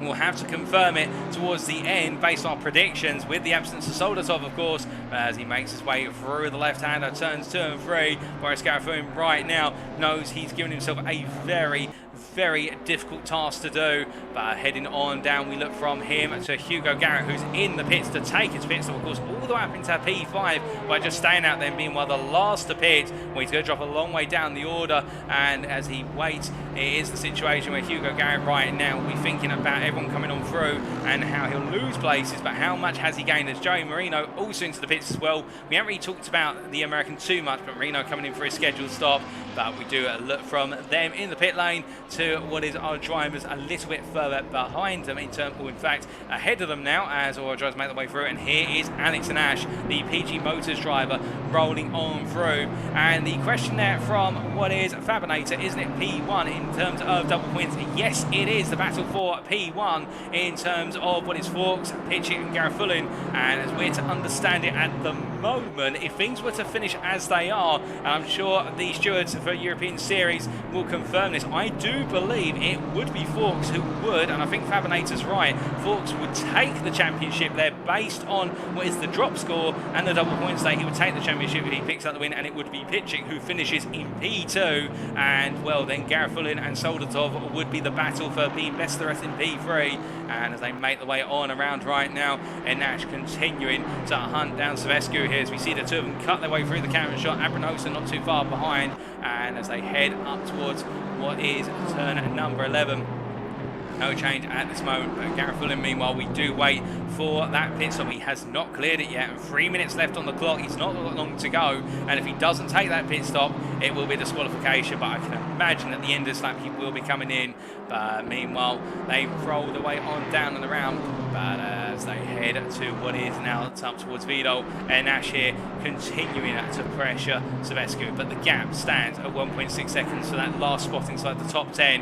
And as they head on through this time, well, Abranhosa bike comparison also 2 seconds back and trying to stay within arm's reach of this battle. So the battle's out on the circuit now, space out a little bit, and we will expect them to come back together as we go deeper and deeper into this second half of the race, with all but one of our drivers' pit stops now complete, and we are waiting on third place driver Boris Galifian to make that pit stop as we do look from what is P12 to P4. And Vasily Grammer right now, I think will be thinking to himself that this is effectively a P3 guaranteed, as he is 13 seconds behind Garifullin at this time. But keeping in mind, of course, that Garifullin will need to come into the pits, it will be a significant time loss. You can imagine that Vasily Grammer will be very grateful for this, but then he's still got to bring the car to the finish, and will base his lap times at the moment. It is the case that Lucas Virkov in P5 is, whilst he's 8.5 seconds behind, so he's quite a distance in terms of the time gap, he's matching Grammer for pace. And if Grammer's pace were to fall off at all and Svirkov stays as it is, then you could imagine the Vondea racing driver will be closing up and going for the move come the end and to be on that podium. But meanwhile, Boris Galifian here makes his way into the pits. So here's the case. The Russian driver comes on in. And well, now this is a critical stop, of course. He needs to nail this pit stop. And as we've had it confirmed there, if he places in what is P15, or no, sorry, if he places above P15, he will still be our champion. If he finishes P15 or lower, he will lose the championship to either Forks or Pitchett. We will wait now and see how this pit stop plays on out. But as he heads to his pit box, it should be a quick one based on the fact he's already made one pit stop. But anything can happen over the course of the remainder of the race, of course, as he rolls his way into his pit box. And whilst he's being serviced, and I look out the commentary box window, all eyes go to Jonas Forks here, the race leader, who may not be aware right now that if circumstances go a particular way, he could be walking home with the championship crown tonight as he rolls his way down through the right-hander of turn number 7. But as he does and heads up towards what is the hairpin, Ole Pitchett gives pursuit, and the two of them are matching one another in terms of lap times. It has to be said, Ole Pitchett literally on that last lap of 55.062, Forks a 55.070, and as they roll their way on up, and it is the case. And thank you for clarifying, Fabinator. P15 is the limit. My apologies, not P14. P15 is the limit of where Gareth Lynn can place if he wants to take that championship crown. Well, he's come out of the pits, and he has come out in what is P13. Here's Boris Gareth, he's come out after his scheduled stop. Now all he needs to do is bring it home and finish P15 or higher. That's all he's got to do to become the championship winner in Season 6 of the GT3 Championship, but it is a long way to go, and for him now, he's just got to stay out of trouble. But driver's instinct, of course, is likely to take over. He'll want to finish inside the top 10. He'll want to gain places. Will he gain them? Will he be able to stay out of trouble? That is what we're waiting to find out. No commentators cursing him, of course, but right now it is the case of Honda NSX driver. Beware, I think, of what he needs to do. But as he rolls his way through turns 6 and 7 on his outlap, we do look from him back up to what is our top 2, and in particular pitching here, who makes his way down into turn number 1, and the Team Bollers Ukraine driver at the moment 1.1 seconds off of Forks, and on that last lap lost half a tenth to Forks. Forks is definitely pushing as much as he can, and in fact Forks has just raised the bar for the fastest lap of this race on that last lap to a 54.667. The two of them are both trying to set the fastest laps here and up in the pace, and it is Forks who has the advantage as the time wears on. As we look from pitching here down to what is our P4 driver Lucas Virkov. Well, right now the Vondea racing driver losing time to P3 driver Vasily Grandma, and I think now having to be a bit more conscious of the fact, that he is gradually being ruled in by Max Oliger by only a couple of attempts a lap. But it is the case that the Mosquito Motorsport driver in P5 is inching closer, and as they roll the way down and around, we see Oliger here from Mosquito Motorsport really continuing that push as they head on down and around through what is the Mercedes arena. But as he exits the arena now, he's got his work cut out. He wants that P4, but heading on through, it is the case that Oliger definitely not losing sight of the prospect of a potential P4 here today. And as he heads into that braking zone for what is turn number 7, it is the case that right now it'll be all guns on deck, all guns blazing and charging on down. But looking at to P10, Alex and Ash, meanwhile, it is the case he chases after Svescu, but Svescu is actually opening the gap up. It's going the opposite way, and then Ash instead falling back to Nelson Abranhosa here. And we do see Abranhosa making his way through turn number 7 in that hot pursuit, and we'll ride on board.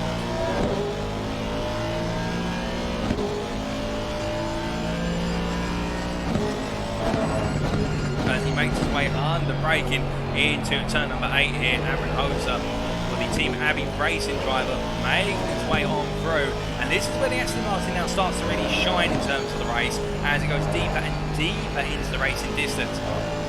In the fact the car stays very consistent, very stable, and therefore Abranhosa continues to put those laps in, charging up into turn number 11 and rolling through. You can see now as we've gone deeper into the race, Abranhosa is now starting to exploit more of the width of the circuit and being more comfortable. In fact, there a great mistake from Anash going through turn number 12, and that is going to be even more of the gap coming down, and it's come down now to 1.5 seconds as they make the way up towards the lead chicane, and in they go.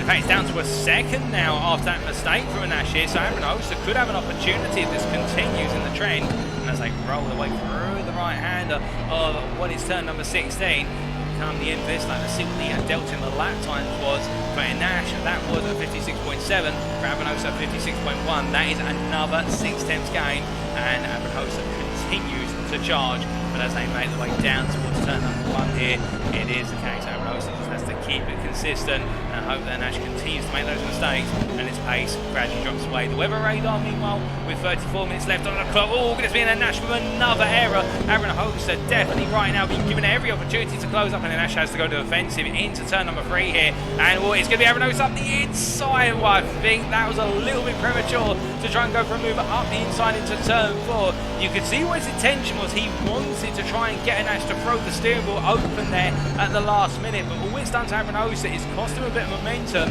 But as they come out of turns 6 and 7, you can see Abranhosa now having not gained goes deep into 7, and I think he's cost himself an opportunity. I think his impatience there, or his desire to get the move done quickly, has cost him an opportunity down into 6, but we'll have to wait to see a little bit later on whether that opportunity will materialise elsewhere. But as he heads up towards what is the chicane here, and onwards towards turn number 10. Aaron Hoser continuing to bear down on that potential top 10 position. Meanwhile, behind Stefan Hildebrand is the best part of 7 seconds behind them, and then you've got Boris Gaufen gradually closing up to Hildebrand by comparison as the drivers roll the way on through. But as they do come on around right now, it is the case. We look to Steve Taylor. Oh, goodness me, Steve Taylor into the wall there, coming out to turn number 12. And well, something's gone wrong from the JP Motorsport driver. What exactly happened?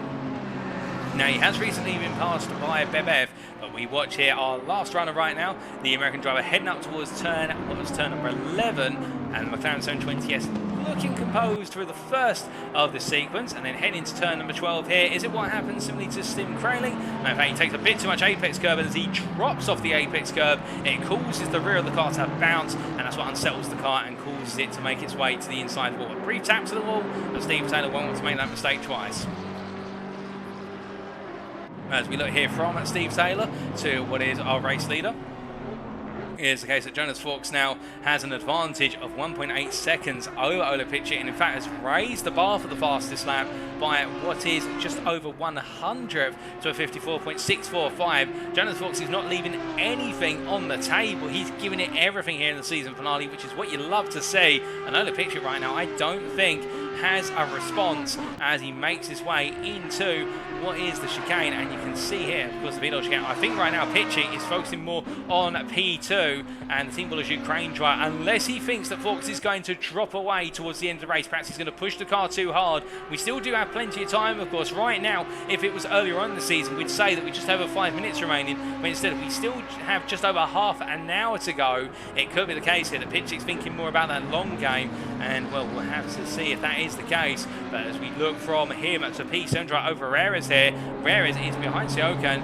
and is trying to close up on his rivals. They make the way down towards Vidal, and for Rares, well, earlier on, of course, it was the case that he was having to defend versus Siokan, and now he's got to go on the offensive, and the number 929 driver will be feeling that pressure. He'll be thinking to himself, okay, I made life hell for Siokan, will he make life hell for me in terms of defending as they make the way into turn number 16? Well, the short answer is we would expect yes is the answer, for the simple reason they're battling for position and for some major points in the final stages of this championship as they head across the timeline. As they head on down towards what is turn number 1 here and into the braking zone for what is the 31st time of asking. You can see here that Rares looking around the outside of Siokan, having to go very defensive and slow through the corner there. But meanwhile, speaking of a driver who's on the offense, and we've still got a little bit of discussion going on as to where he needs to finish and what needs to happen for him to take the championship. It is the case that Boris Gaufen in P13, he is now looking to Hildebrand here in P12, and Gareth Flynn, I think, will need, as we understand, needs to get P10. He makes a move out the inside of Hildebrand, who broke quite early, and Gareth Flynn cuts the inside, and that's a place gained already. That's one down. He's into P12, and it is a belief that he needs to finish P10 or higher to grab the championship with double points on offer. And as he rolls his way through turn number 3, his next target will be Nelson Aronhosa, who is the best part of 7 seconds up the road, as right now Gareth Flynn continues to push on. Rolling on through. It is the case that Gareth, in terms of those lap times, it is one of the situations whereby he's lapping in the 55s, whereas the drivers ahead of him are lapping in the 56s. So I don't think it's not the pace that's going to matter. It's about whether he can get the overtaking done, and overtaking here is a challenge unless you can get it down to turn number 1 or the driver in front of you makes an error. And speaking of overtaking attempts, well, Rares is looking for an overtaking opportunity versus Siokan, but right now that overtaking opportunity is going to be some way away, given the fact that he is the best part of at least half a second, if not more, behind his rivals. They make the way up towards Vidal. And as they head into that braking zone now, of course, what's going through the driver's mind at this point, after they've completed the first hour of the 90 minutes, the emphasis all becomes on just driving it consistently to the finish. Now, for some drivers, that will be easier said than done. They may have pushed the car very hard initially. They may have exhausted their reserves in terms of the energy that they took into this race. And that, I think, will be on the mind of Vaux in particular right now. Has he got the stamina to go to him? We have practiced for it. Indeed, all the drivers will have practiced for it. But given how hard he was pushing earlier, and the same, of course, for in the amount of defending he did, does he have the mental fortitude to go all the way to the end and gain those places or hold on to the position? That is the challenge that goes through the driver's mind. And well, we saw that earlier, for example, Alex Nash, the PG Motors driver, only 3 laps ago, literally making mistakes on every corner, and that's what enabled Aaron Hoster in this battle for P10. You can see Aaron Hoster and the Aston Martin just behind, but that's what enabled Aaron Hoster to close up so aggressively in the run into turn 4 here in the Mercedes arena.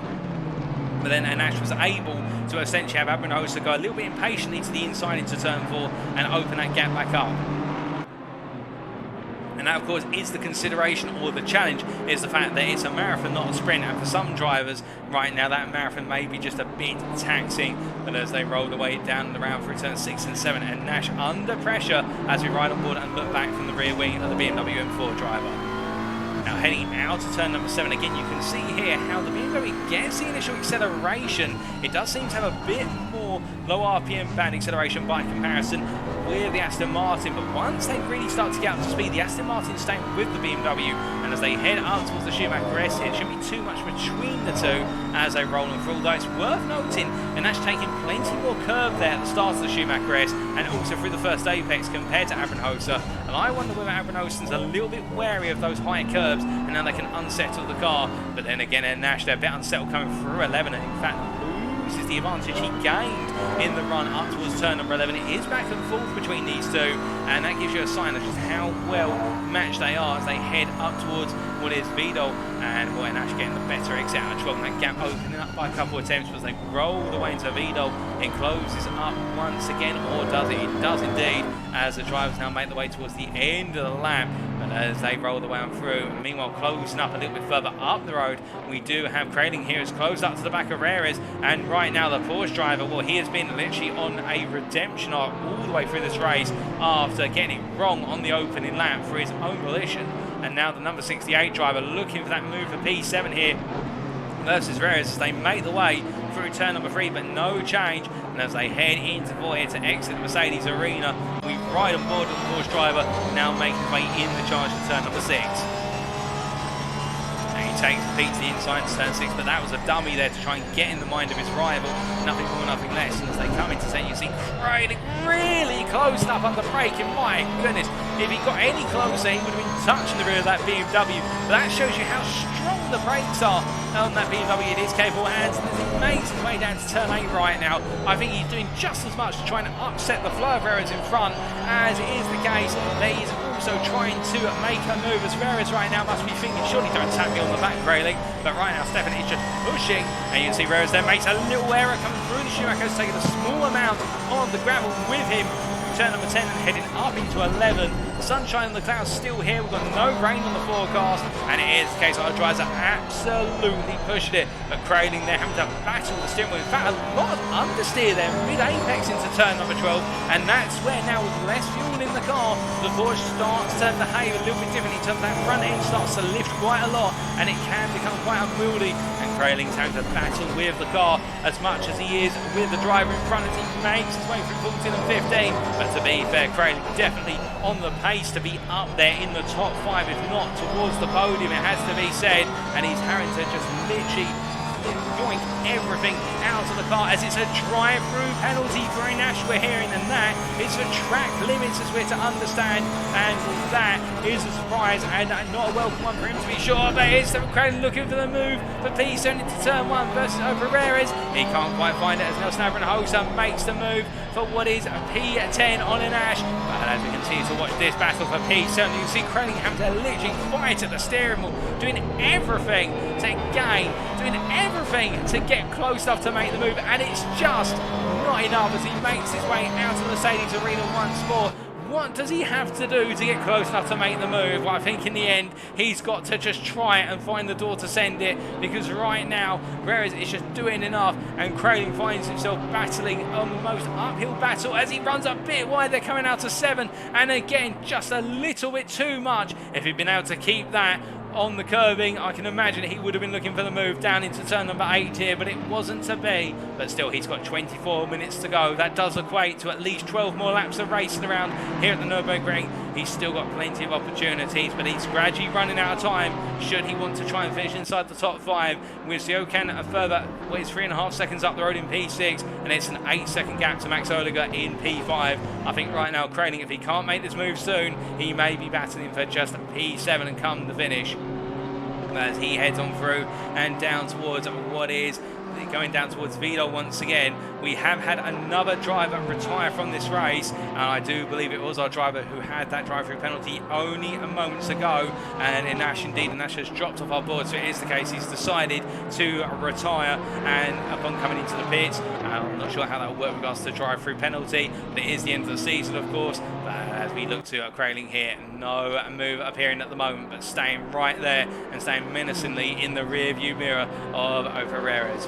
But as we look from our battle for P7 to what is Boris Gallifreyan here, it is the case now up to P11 with the retirement of Nash. He only needs to pass Aaron Hoster to get back into the top 10, and he's got a gap of what is, as we're to understand it, 3 seconds to get to the P10 driver. And well, we can see, and that's a very good point there from the official European Series Twitch user, it is the case that we've now got a small amount of rain on the forecast. 30 minutes time we could see some rain. Could that rain come a little bit sooner and therefore be right there at the end of the race? Well, we'll have to wait and see, but we have got rain gradually creeping its way to the Nurburgring circuit, and what will happen come the finish, it's going to be very interesting, because then it'll be about survival. Who, if the rain comes in the final 5 minutes, who can keep it on track, and that could severely throw a spanner in the works all the way to the finish. But again, we'll have to wait and see. It may come a little bit quicker, it may not come as soon, it could come somewhere in between, but we look to Gareth Fulling here as he tries to close down Aaron Hoser,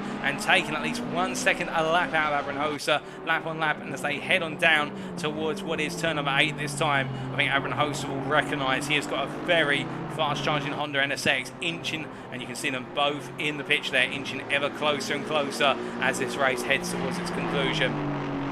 But as they now make their way all the way through and down towards turn number 11, it is the case that Jonas Fawkes, our race leader, 2.1 seconds clear of the pitch, not on the camera at the moment, as we see Abranosa runs deep there at turn number 11. I think it may be the case that Abranosa is now starting to come a little bit unstuck, but meanwhile we look to Crailing here in that battle for P7, once again getting very close to the back of his rivals. They make the way through the final corner. And as they do, this being the closest battle on circuit, and well, Rares at this point, we ride on board looking from the rear view of the car, indeed the BMW forward, looking over the rear wing, and you can see the Scuderia Perillo driver just holding on down the straights. He's got that straight line speed advantage that opens the gap up by at least a further 10, but as soon as we get into these braking zones and the corners, this is where Crailing just starts to yield all the advantages of the Porsche, and that gap closes up monstrously. And under braking into turn number 3, Crailing looks at it and there's a bit of contact, and Rares is sent spinning, and they come together there. Well, Crailing, I think, going a bit too bold on the brakes and sending Rares for a spin, and I don't think Rares will be too happy with that one as Crailing goes to the runoff area. And does he give the position back? I think he may lift. He does indeed give the position back, recognising that I think it's him to blame, and I think the stewards will recognise that he gave the position back and showed sportsmanship. But as he makes his way down through turn 6 and 7, the Mosquito Motorsport driver, you can feel the frustration coming off the Porsche driver here in the fact that he's having to try and go as late as possible on the brakes and give it everything, and in the end when he has that opportunity, when he tries to go for the move, it is just too late on the brakes and ends up knocking his rival for a spin. But now he's got to try and find another way on through, as meanwhile we look to Boris Gallifreyan here, and he is looking for the move for P10 on what is Aaron Hoser as they make their way out of the turn 8 hairpin and now up the hill towards the Schumacher S. Well, they'll come under the camera very shortly, and as they come charging on through, it is a situation with the number 118 driver. He'll be thinking about where does he go. Abranosa goes defensive here into 11, and in fact in the end Gareth Fulling takes a peek to the inside, but he's not able to go for the move yet. Abranosa being smart with the position of that Aston Martin. Instead now Gareth Fulling's got to try and make the run to Vidal as we ride on board here with the Honda NSX driver heading through the Kink of 13 very shortly. Comes charging through the right-hander and up towards what is Vidal. We're hearing in that battle for P7. We've also got Svescu. Oh, goodness me, Abranosa takes to the grass there before the braking zone, dips 2 wheels on, and that is another place gained for Boris Gallifreyan. He now moves up to P10, and as he continues to push on here, it is the case that we've had confirmation he needs P9 in fact in order to take the championship, given he has got an extra penalty point as we're to understand. So we now know Gallifreyan has to gain 1 more position. It's a gap of 9.2 seconds to this man who could determine his fate in the championship. Andrei Svescu, the PGM Esports driver, the Romanian driver who finds himself in a 3-way battle for P7 behind Crailing and Rares, and that battle could cause Gareth to come up behind them sooner rather than later. 18 minutes to go, 5-second penalty for Stefan Kraling, and that is the contact as we understand it with Pereira's only moments ago. And well, goodness me, it could not get any more dramatic, and I think Fox and Pitching at this point will just be pushing on to the finish. They won't be thinking about where is Gareth Ullin, because they can't afford to think about it. All they've got to afford to think about is bringing it home. And of course battling for that overall lead, but right now all the fate hangs in the balance over a battle that has been going on for some time. And how will it all come to a conclusion? Not long to go, 17.5 minutes. The Scuderia Rolo driver of Pereira is right now trying to hold on to P7, but in doing so, of course, it will mean that Gareth Ullin gets closer and closer with each and every lap. Oh, goodness me, and I think that's Svesco and Kraling coming together.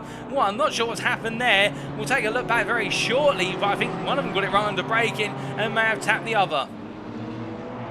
Well, this was only moments to go, and we take a look here from Stefan Kraling as our cameraman's focus as they made their way through the Schumacher ERS. Now you can see that Svescu getting close behind, in fact getting a much better run, and well, Kraling here going defensive initially, and as they went under braking, I think, no, there wasn't contact there. It was the case that Svescu tried to go round the outside and got the car snapped on him mid-apex through turn number 11, and Svescu had to take to almost using the runoff curve in there to stay out of harm's way. Svescu there with a very rare moment where the car just did not want to comply, and that alone has meant that Gareth Ullin is now 7 seconds behind. He has gained 2 seconds on that one lap alone. He is coming, and he is coming very quick, and here he is into turn 1 already. That shows you how much he's closed on up in the fact he'll now be able to see his rivals by the time they exit the Mercedes arena, given the run to turn number 6. He is pushing on, and the number 118 driver is really gunning for that P9. That's all he needs now in order to take the championship, is P9 after what has been an absolutely roundabout way of doing things, and indeed sometimes it's never easy, but he's still got a way to go. 16 minutes on the clock plus the final lap, and has wins on through. And in fact, with that 5-second penalty to what is Stefan Kraling right now, if that is going to play on in, it will be the case. In fact, it will play on in, and that will put Kraling behind Svescu as default, and if Gareth Ullin gets within 5 seconds of Kraling, he will automatically be promoted to P9 come the end of this race. So that does make the job a little bit easy for Gareth Ullin, because all he does need to do now is finish P10 out on circuit behind Kraling within 5 seconds, and that will guarantee him that P9. But we'll wait and see as we do a look from our P10 driver to Jonas Vaux here, and right now the race leader, well, just delivering a lap on lap, and is creeping away from pitching lap on lap. It has to be said, the gap now 2.2 seconds, and as he pushes on and down towards what is the hairpin here at turn number 8, 15 minutes on the clock for him, and the number 27 driver could not have asked for another way to run this race. He has definitely delivered here, and as he comes on through, I don't know if he's aware he will miss out on the championship by a sliver at this rate, but it is the case. He has done everything right, and it's out of his control, as meanwhile Pitching making his way up through the Schumachers as well, and the Team Bolliger Ukraine driver here giving that hot pursuit, and can he come on back with the time remaining? He was close 3 attempts in this lap alone, so he is now starting to push again, but we'll have to see whether the two of them go to town on one another come the finish, or whether it's the case they stay separated. Not long remaining. The rain is still somewhere around 30 minutes away, if not sooner. It's not within 10 minutes. We know that on the radar. We suspect right now if the rain's going to arrive, it may arrive literally on the end of the race or just after, so it may not have an implication here. I think some of our drivers at pit crews will be looking at that rain and trying to guess when exactly it's going to come and whether it could have an impact. But meanwhile, speaking of having an impact here, Pereira continues to hold on to P7. And the Scuderia Rolo driver is holding Kraling at bay, and of course each and every lap Gareth Ullin gets closer and closer to the back of Svescu and Kraling. The gap now between what is P10 and P9, 5.6 seconds, and between what is Svescu and Kraling is 1.3 seconds. So Gareth Ullin only needs to be a couple of seconds closer, 2 seconds closer to this battle, and he will take that P9 by default come the end of the race. As we see here, Herrera's trying to hold on, and I think he's now found a bit more pace come towards the end here, or is it the case that Kraling's just starting to drop off the cliff as they all roll their way through turn number 11 once again? But meanwhile, down in P12, we have Stefan Hildebrand here, the VRL performance driver, chasing after Aaron Hoser, and he is closing up to Aaron Hoser on average about 8 to 9 tenths a lap. And the Lamborghini Huracan driver almost within reach of battling for P11 to be the first driver outside of the top 10 as he makes his way down through turn number 12. But as he heads on down here, it is the case that our race leaders are getting close together as well. The gap between our leaders now, 1.3 seconds the last time it was updated. So I think Pitchett may have been saving the best till last, and that will be a consideration in terms of can Forks defend. Has he got anything left to defend in the car? As the Hildebrand here continue to press on, and will the gap between himself and Aaron Host in fact opening back up slightly through the remainder of the lap as he comes to the timeline. Has that gap closed? Has it increased? He heads across the line here. It's 1.8 seconds. He's lost out in the latter half of the lap to Aaron Hoser. But as we do look here from Hildebrand, we now look to our race leaders, in particular P2 driver Ola Pitching, and we can see that gap is coming down little by little as they roll their way into Vidal. It's now 1.3 seconds still as they drift their way through the chicane here, and Pitchett goes wide. They're carrying a bit too much speed, and this is where the Audi really is starting to feel the pain on its tyres. The sun has gone in for a brief moment. It is the case. We've got cloud over the circuit right now, and that is the sign of rain gradually making its way here. But again, we're not expecting any rain within the next 10 minutes, and we've only got 12 minutes to go. So if the rain arrives, I think it's going to be too late. But one thing's for certain right now, we still don't quite have Boris Garafulin within 5 seconds of Kraling. He's almost there. He's right now 5.7 seconds of Stefan Kraling. He needs to get within another 8 tenths, and he'll be there to take that P9 come the finish. And Garafulin right now, it's pushing on. To be fair, he is still lapping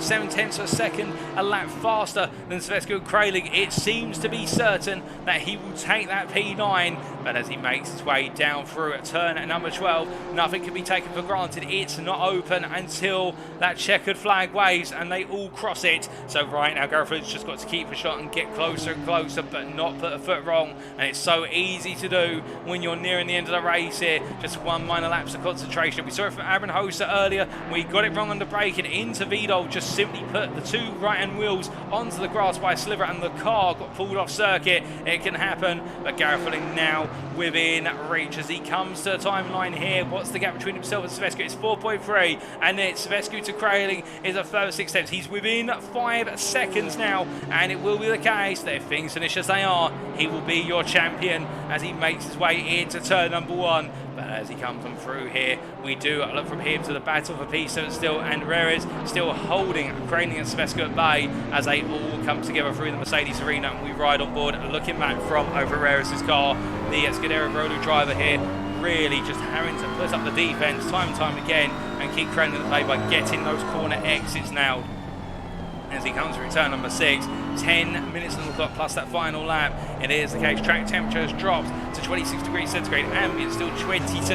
It is the case. We've got a track that is cooling, and with it, it seems as though tempers are cooling as well.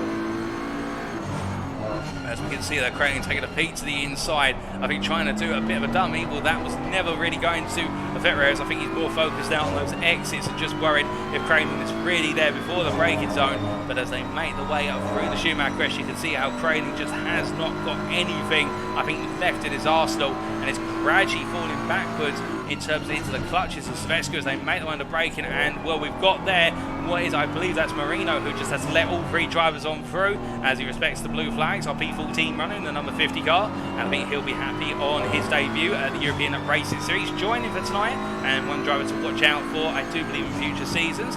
But as he heads on through what is turn number 13 following this pack, we can see that it's Svetsko looking up the inside of Kraling, and he's got for it into Vidal. Does he make the chicane? Just about, but it's right on the limit there, and Andrei Svetsko now has Kraling up his inside, and the 2 drivers go side by side through the corner. A bit of contact between the 2 of them, and Svetsko finds himself on the outside there. He's given a knock to the side panel, and Kraling's not going to give up. And to be fair to Kraling, position that very well up the inside into the corner. I think Svetsko Savescu at that point was caught by surprise. He now takes a peek back on the inside into turn 1, but he can't find it. Marino goes very deep, and look behind him, and you'll see it is the case. We do have Marino getting very close, but as they come on through the corner, also Boris Garafulli not too far back, and Garafulli now is guaranteed P9. There's no doubt about that as he flashes his lights at Marino here to come on through and past the back marker, and now he'll want to go hunting after what is that P9 position. He'll want to earn that P9. He won't want to be given it as he goes charging on out of the Mercedes arena and down towards turn number 6. But as he comes into left-hander for the corner here, he's got to be wary of the fact, of course, that he's going to be battling with 3 drivers who are really elbows out right now and giving it their all. And as he comes on through, that could be a risk. If he takes the risk, does it come back to haunt him? We will see in due time.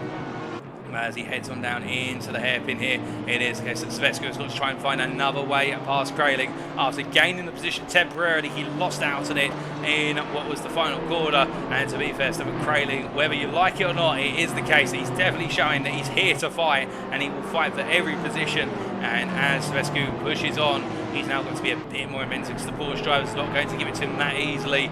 Meanwhile, a little bit further behind them, we do have Stefan Hildebrand, who's closed up to the back of Adrian Host in the battle for P11, and the Lamborghini Huracan driver here getting very close into turn number 11, but he can't find the move this time around as they roll their way through the left-hander. 7.5 minutes still on the clock, but Hildebrand definitely closed it in for the first of the positions outside of the top 10 as they make the way down the back straight up towards the Vidal chicane for what for them is the 42nd time of asking, and as they come running through, the number 45 driver definitely building up that momentum here in the late stages as he doesn't take a look this time. Adrian Host gets the better run into the chicane. Hildebrand not able to carry as much speed under braking there noticeably, and that gap opens up quite significantly, but then he'll close up over the next lap as he does seem to be his product to do so.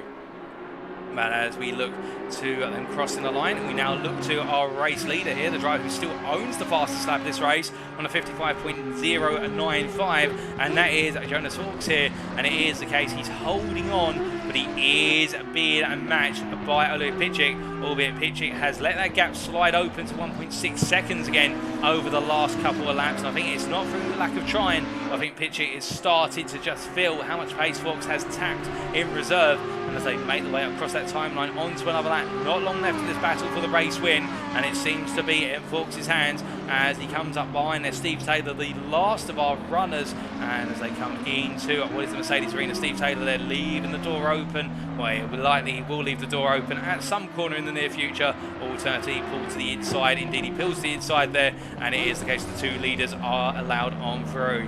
But speaking of a championship leader right now, it is the case. We can see here Gareth is caught up behind Savescu, and oh goodness me, he's lost the rear of the car, and that is all it takes. He hits the wall at turn. Then the Mercedes, the Michael Schumacher ERS, my goodness, losing track of the corners, and as he gets the car restarted, well, now that is going to reset all the ground he's made. He stays in P10, but what's the gap right now? And he can't afford that, and with that whack to the wall, does that mean there's a problem with the car now? Because Aaron Hoser and Hildebrand are not too far behind. We're going to wait and see what the update is here. It is the case as he comes to the run to Vidal. The gap between himself and Savescu now is coming in at a margin of 11 seconds. With 5 minutes, he's going to have to gain at least 2 seconds a lap. As we see there in the rear pitch, Aaron Hoser gets it wrong at Vidal, and he returns, and Hildebrand keeps it clean, and he gets a position as well. But it's all kicking off in the final 5 minutes here at the Nurburgring, and my goodness, we said earlier it only takes one mistake and it all becomes undone. And for Boris Galafun, it's one mistake and the Schumacher ERS, and it's cost him, and now he's got to literally go all in on the next couple of laps. And on top of that as well, you can see here Opero's battling with Kraling, and right now if this battling really strips time out, it could be the case that Gareth is given one more lifeline, because you can see that Kraling is giving it one last run for the win of this position for his P7, and Reyes is defending as if his life depends on it, and they're going to be taking huge amounts of time out of one another as they make the way on down and around to the circuit.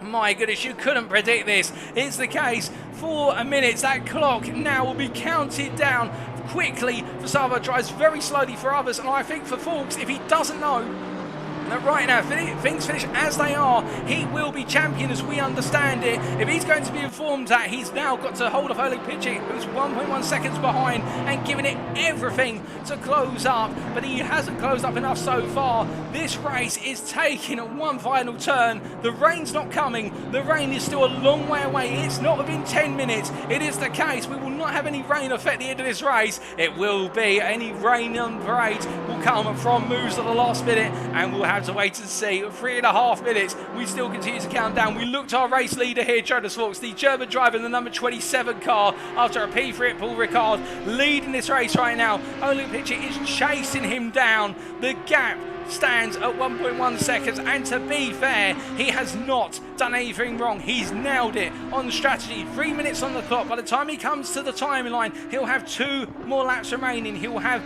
the lap which takes him to approximately where's about half a minute left, and then he'll have the final lap. And as he heads on down, Will Pichik knows that he's got to somehow get into the lead come the finish to take the championship away as they head into Vidal, and neither one of them will want to make a mistake. And that's the thing for Oleg Pichik. He's the pursuer. He has to be do or die. He can't just stay there and expect Fuchs to drop it, because Fuchs right now can just lift off slightly if he needs to hold on. And as they make the way on, around and down towards what is the penultimate lap here, 2.5 minutes on the clock. We look back to that battle for P7. Opereras here, holding off Kraling still. Silvescu behind. But Gareth William, meanwhile, is 10 seconds back on this. He's not closing enough. And I think the damage he's picked up has really hurt his run, in the fact that Gareth Williams is lapping in the mid-56s. The damage has done what it needs to do in terms of curbing his pace, and now these three just need to avoid making contact with one another if it's to go the way of Fuchs. Meanwhile, if they take one another out now, or cost one another a huge amount of time, it could go the other way. Oh, goodness me, it's Kraling there, almost loses it at the corner that cost him at the start of the race, and Silvescu's going to try and go around the outside. He goes deep into the corner, and as they head out of turn number 11 and down towards turn number 12, again, Stefan Kraling holds on to P8 through the mistake of Silvescu this time, and they will make the way around for another lap for what is going to be the penultimate lap for them in due course. But my goodness, you could not predict this. I think we're going to be seeing potentially these two come together before the finish. I'm calling it now. I think Silvescu and Kraling, one of them is going to make contact with the other, because the way they're racing, they are literally on the limit, and I'm not praying for an instant, I'm telling you that, but it is the case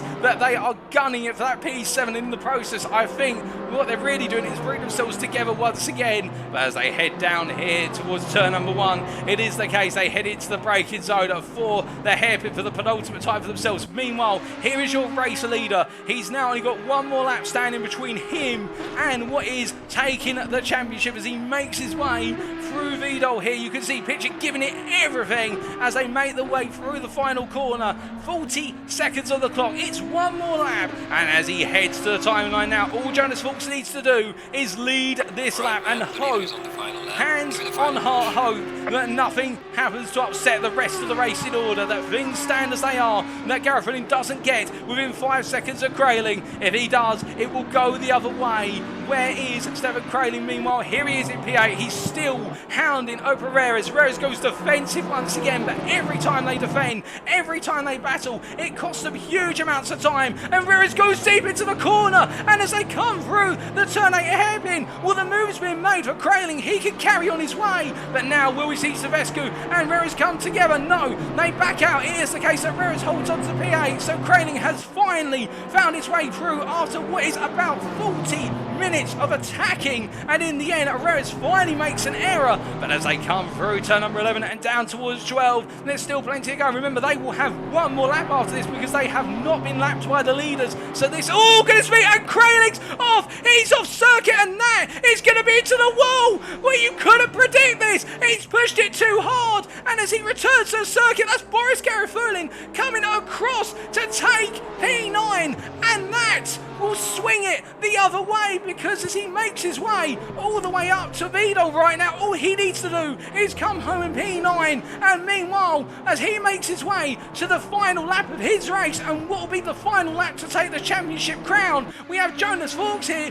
who makes his way to the final lap of this race, and indeed to the checkered flag. But behind him, Oleg Pitchik is closing as well. The gap is only 8 tenths, and as they make their way in towards Vidal for the final time, Vaux just needs to nail it here, and as he rolls his way from left into right, Pitchik is closing like thunder, and as they come into the braking zone for the final corner, well, he may not be aware of it, but he's going to take the win, but it's not going to be enough, or is it, as he crosses the line? Jonas Vaux is your winner at the Nurburgring in the season finale, ahead of Oleg Pitchik, and then it will be a long way back. It will be Vasi Grama as he heads to what is the Vidal chicane here, and as he comes on through, it's going to be one of those situations where Vasi Grama will be very happy with finishing on that podium as he rolls his way through the final corner. A deserved P3 for the 333 driver as he comes to a line in the BMW M4 and he crosses, and then it will be Lukas Virkov here who comes along to take P4 in due order. But meanwhile, I can see that Gareth Filling right now is still in P9 and just making his way on around circuit. And as we see Virkov here headed to the final corner, where he's done everything he needs to do to have a good end to his season in that P4, although he loses the rear and just keeps it together.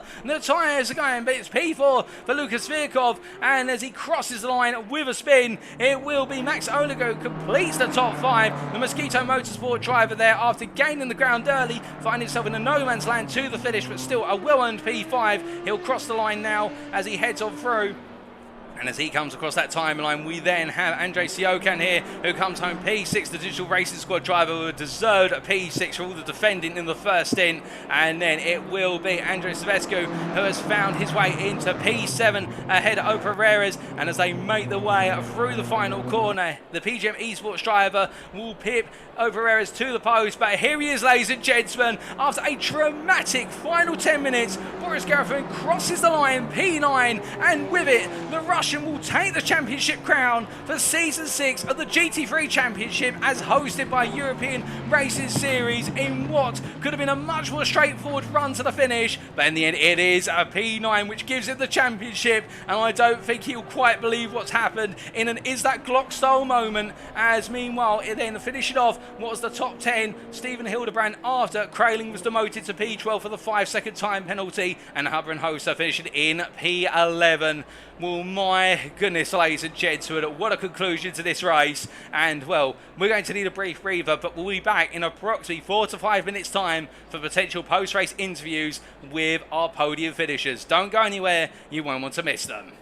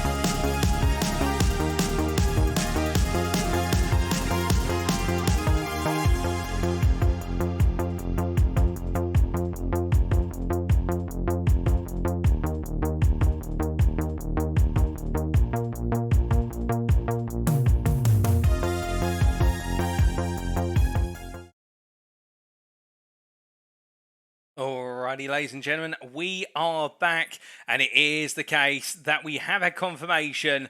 Well, it is the case that we've had it fully confirmed now, and that's why there was a little bit of a delay. That it is a situation whereby Maurice Gallifin is our championship winner by only a single point in the end over Jonas Fox. Such was the way it went come the conclusion by the smallest of margins, and what has to be said, a brilliant season throughout, but in the end, a small margin is what separated the drivers. Now, we will very shortly be conducting our post-race podium interviews. In fact, we are just experiencing a very slight technical issue at the moment. We are trying to resolve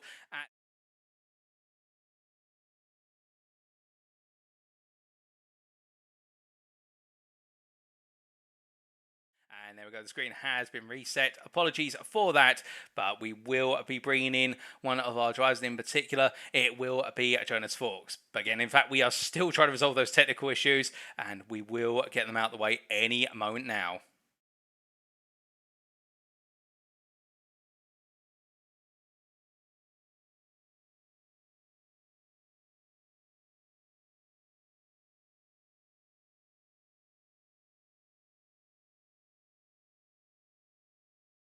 And in fact, we have just resolved those technical issues, so we will be able to bring Jonas Fawkes in to the interview room. And as we bring him into the interview room, Jonas, a case today that the championship was going one way, then another. But before we talk about the championship, you're in the interview room, you've just taken an absolutely brilliant win at Nurburgring ahead of Oleg Pichek. How does it feel to have won in the season finale? Thank you very much, mate. That was a tough season, or also a tough session because I'm completely wet, and it was a tough race to start at the beginning on P2. Pichik was, yeah, he had a great pace. So it decides about the strategy, who is coming out in front after the pit stop. So yeah, I had luck this time around. Just luck, and then I could yeah, build a little bit gap to him, and at the end I had to save fuel, so I had I had to change the motor mapping, the engine mapping, and just take out a little bit of pace. But fortunate, that was a race what's going to my hand, so I'm very happy. And it remembers me a little bit now on this case in Formula One season 2008. Is that Glock? Is that Glock? Oh, goodness me. Well, it is the case. It was one of those is that Glock moments. But just before we come to the championship, it is the case. Coming on to your point there about how close it was between yourself and Pichik all the way through. We saw at the start you two being separated from pole position by a tenth. At the start of the race, you got a really good start, tried to go around the outside of Pichik down into turn one, and all the way through the opening 30 minutes, you were constantly harassing Pichik. If it wasn't side by side, it was the case you were tucked in behind. Was the goal to try and get ahead and get track position, or were you just trying to force him into an error? Yeah, that was the first intention was to overtake him. I saw he had a little mistake over here, over there. So I knew he had a little bit of a struggle through the Schumacher S. So I tried to minimize the gap as little as possible, but unfortunate, he's so strong on the brakes in turn one. So yeah, then decides about the strategy. So yeah, that was the first half of the race. It was a little bit of a hunting down and waiting for a mistake. That was the first 45 minutes or so. Oh, indeed. And then after the pit stops, of course, you came out in front after a pit stop that was 2 seconds faster than Pitchik's. Was that what you expected to happen, or was it a bit of a surprise to see yourself come out and not be side by side, but actually ahead through turn number one? Yeah, I gave it everything on the pit lane entry. So I was braking on the absolute limit. 1 meter later or so, it would be have a drive through. So that was absolutely risky, but I wanted to send it because if he stays ahead after the pit stop, I had no chance. unfortunate. But after that, I could pull away a little bit. So. Oh, indeed. And all the way through that second stint, you maintained the gap, set multiple fastest laps through and through, and then, as you say, backing off at the end to save fuel, but you look comfortable. Now, I do have to go from talking about your individual race to the championship. Obviously, the last 10 minutes, incredibly dramatic, with Gareth Lynn having to make 2 pit stops today for whatever reason, and having to get to P9 in order to Yeah. take the championship. Now, we saw that he'd made his way into P9 and then he had a knock to the wall at the Schumacher S with only 5 minutes to go. Were you focusing on that, or were you just focusing on bringing the car home? It was a little bit of both. So I was in a call with my teammate with Luka Svirkov, and we had a chat all over the race. And another mate from us, a little bit of a team manager, Fabo. Yeah, he he always told us where Gallifreyin is. But I have one idea about the 2 pit stops. Could be that he had uh, yeah, too less fuel on board. And he thought the race is also 1 hour and 5 minutes, and had enough fuel for 40 minutes or something like that. And didn't, and forgot the season finale is 1.5 hour long. This is my only idea I could have. Otherwise, he would have been pit after 5 or 6 laps if he hasn't fueled up the car after the qualifying. But anyway, that was cool. It was a little bit of of very very intense moments with the you got it, no you got it not. What the fuck? What is going on now, guys? So it was always good and bad, and but at the end, yeah, P2 is okay with 1 point difference. If you see over the season, my results yeah, were not that consistent as I expected. For example, in Silverstone, I had a really really good pace. Apart from the qualifying, that was really bad because it was in the wet. But the gamble to change tires 10 minutes before the end on wet tires, to hope that all other cars are struggling and the rain becomes more, but unfortunate. That's it, and that could be that's yeah. At the end, it could decide championship. So it was the case, or in Imola, I had the crash there. Otherwise, it could be also have a podium. But anyway, it is like it is. Oh, indeed, but still a great way to end your championship with a third place at Paul Ricard and then a win today in a form which I think even Ole Pitchik himself would be very congratulative of, in the fact that you ran him all the way to the end and took the win. And I do have to ask, are you looking to come back for season 7 and make that final step to go from second in the championship to take the championship crown?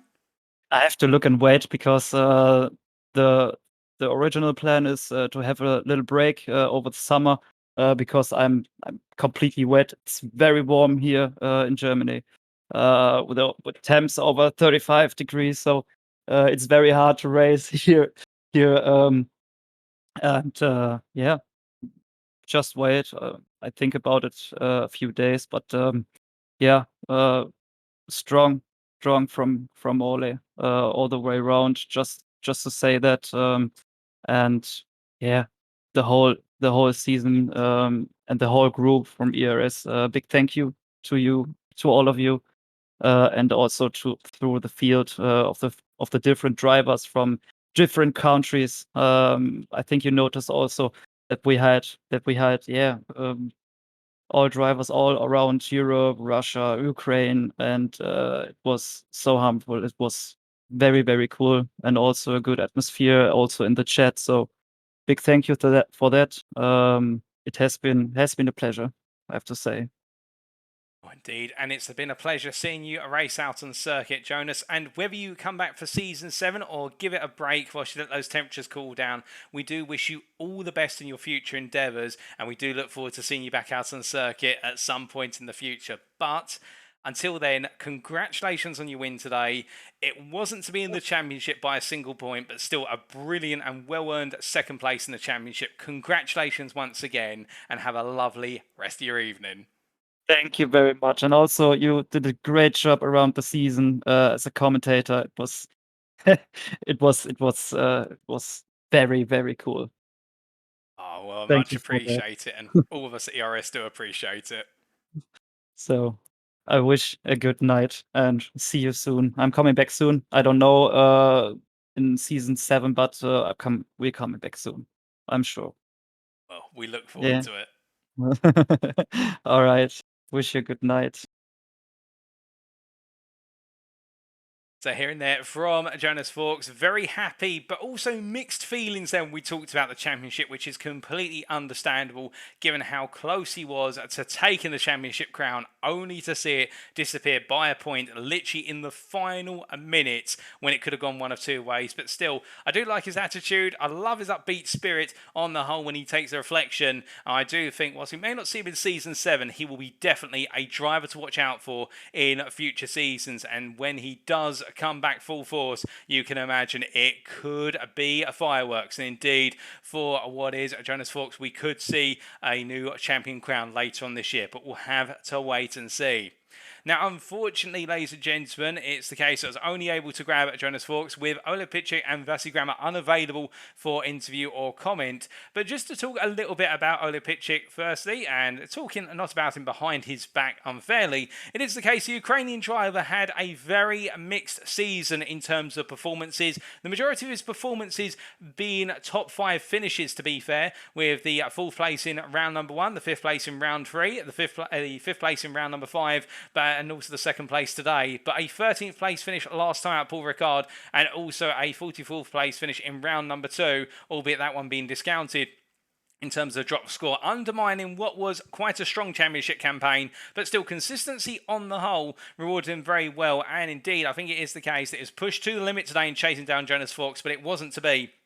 But definitely a driver to watch out for in future seasons as well, because I can imagine if results had gone slightly the other way, and particularly at Paul Ricard, if he hadn't been involved in that early instant in the restarted race, could he have been our champion at come the end of tonight? Because he only finished off our champion by 10 points, and that 10-point swing came at Paul Ricard. I would argue, well, that's a what-if question, and we do hope to see him back in future seasons. And as we come to our 3rd place driver, Vasi Grammer here, unfortunately not available for comment, it is the case that Vasi Grammer in the end finishing the championship P6 and 151 points, just missing out on the top 5 versus Lucas Virkov by 5 points. But Vasi Grammer again having a mixed season of fortune with a 37th place in what was round number 1, an 8th place in round number 2, I believe a 41st place in round number 3, and then a 5th, a 10th, a 6th, and a 3rd today. It is the case that Vasi Grammer in the end finding that form later on in the season, which boded well for him. And you can imagine the BMW M4 driver, should he return in a future season, he'll be looking to punch his way up into the top 5, and he can definitely do it, there's no doubt about that. Really in a very consistent best of the rest drive today, and in a bit of no man's land towards the end. But to be fair, sometimes that's what it is when you're not quite on the pace of the top 2, but you're faster than the rest of the field and keeping it consistent. And well done to all 3 of our podium finishers here, all deserved results. And also once again a well done to Boris Galifuin, who took the championship crown by a single point today after that 9th place finish and all the drama that came with it. But with that, ladies and gentlemen, it is time for us to wrap up. Thank you very much for tuning in to another season of the European Racing Series GT3 Championship, as brought to you on the PC edition of Assetto Corsa Competizione. And if you do want to know more about the series we run, our community, or anything else about us, then why not check out our website, that's EuropeanRacingSeries.com. Alternatively, you can head to our Twitter, that's twitter.com/European Series. Also, a big thank you to our partners, without whom we'd not be able to run these championships. That is GPORTAL, our server provider, and the number 1 place to go to if you are looking for renting of game servers. That's g-portal.com. And also to the SimGrid for enabling us to host the series and indeed publish it and manage registrations and also the point scores, and their website, thesimgrid.com, the number 1 place to go to if you're looking for competitive leagues on either one-off races or whole championship series, paid or free, on Assetto Corsa Competizione Competizione, iRacing, R Factor 2, and also Formula 1 at 2022.